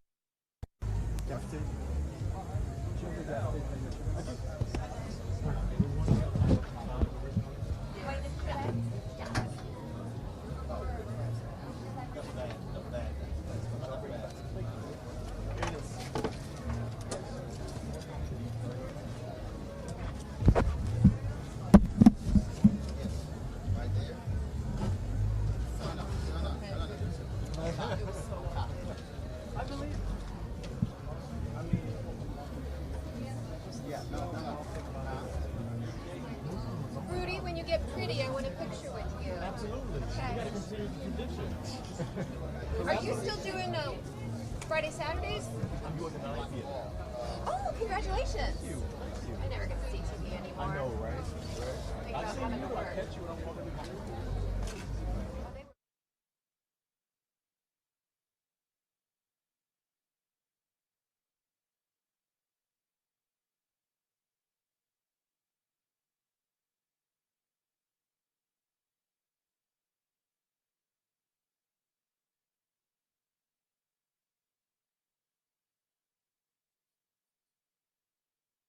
And we did get reports, the LA Times reporting that someone who had a bloody foot or knee walked into Hashes and Brews, which is a restaurant across the street. And then there was another person who needed a tourniquet. This was at Carl's Jr. At Carl's Jr., right. Across the street. Right. So that could account for some of the differing numbers between how many are actually at the hospital. There may be some who have injuries that didn't warrant taken to SF General, the trauma center, but certainly we know at least 3 there, but there may be some additional people with some degree of injury. And this is the way things work, Kristen, as you know, in these events, that the facts change, that you hear reports, you understand that these initial reports are sometimes not accurate, and you check things out. It turns out that some of our initial reporting from law enforcement sources did play out, that the suspect in this case was a woman. My initial report was it was a woman with a scarf on her head and a dark top, that she had opened fire, and that there were several people injured. That has turned out to be accurate. The shooter herself is the only one who passed away at this point in this incident. There is one male in critical condition that is considered life-threatening. We of course pray and hope that he turns out well, as we do the other victims as well. But the women who are patients in SF General are not as bad shape. There's a woman who is 32 years old in serious condition, a woman who is a 27-year-old in fair condition. The male is 36 in critical condition at SF General. We know that Stanford did expect some patients from this incident, but turned out that they did not receive any. The patients came up to SF General, the level 1 trauma center in the city. It's important to note that at this point, as police continue to go through YouTube headquarters, that building there room by room methodically, just to ensure there are no additional victims or anyone in hiding or any potential threat there. We want to be clear that police have not given a motive for this shooting. We now have a pretty clear picture of what happened, but as to why the woman was motivated to do what she allegedly did, we do not know. There are reports that it may have been a domestic situation. And if it was domestic, we do not know if her partner or target in this case was a man or woman, or who was the YouTube employee or a person that was supposed to be in the building, even if they were not an employee. All that still needs to be sorted out in the days ahead. Well, and that's just it, Kristen. There are so many questions. I mean, we don't know. Perhaps the woman was an employee. Mm-hmm. You know, who knows?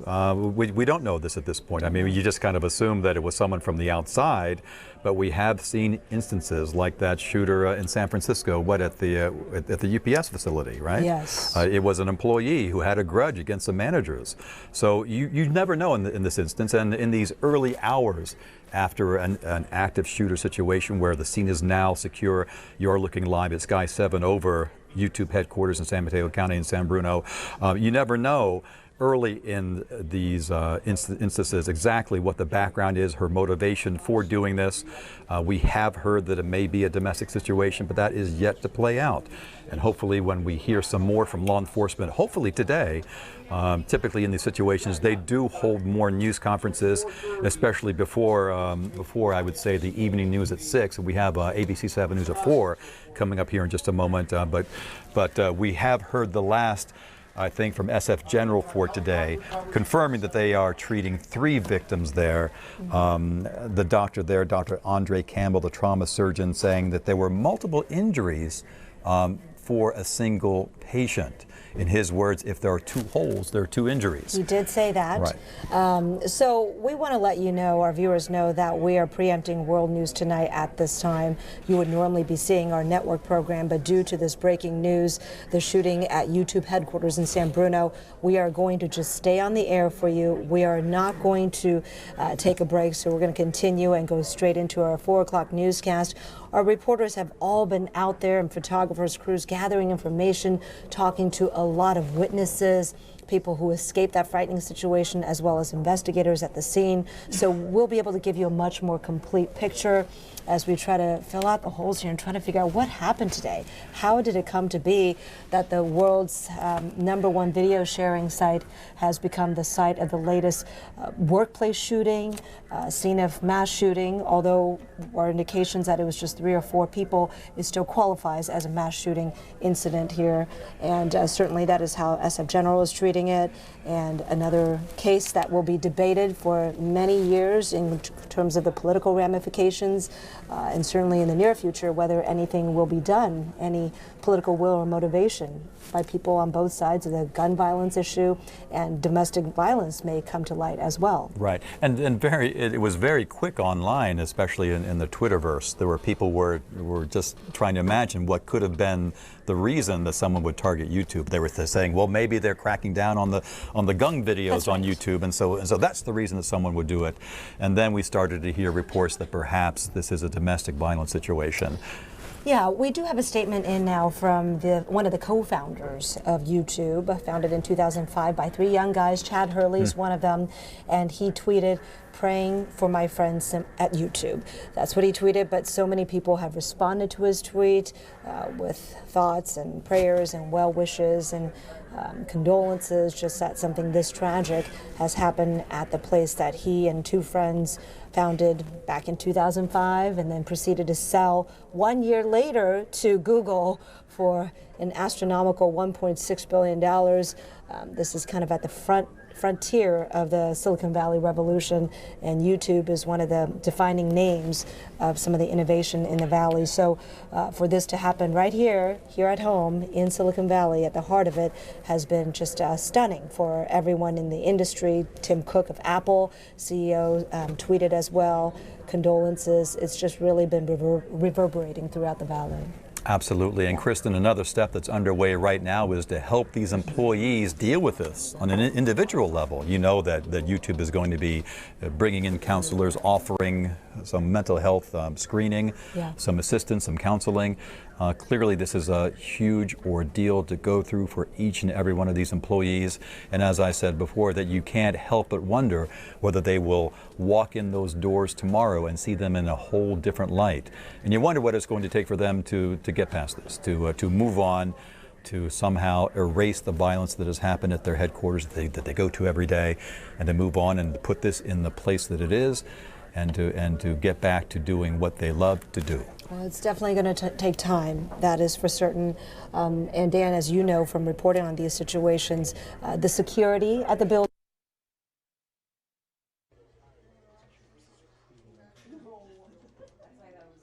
A minute 30 out.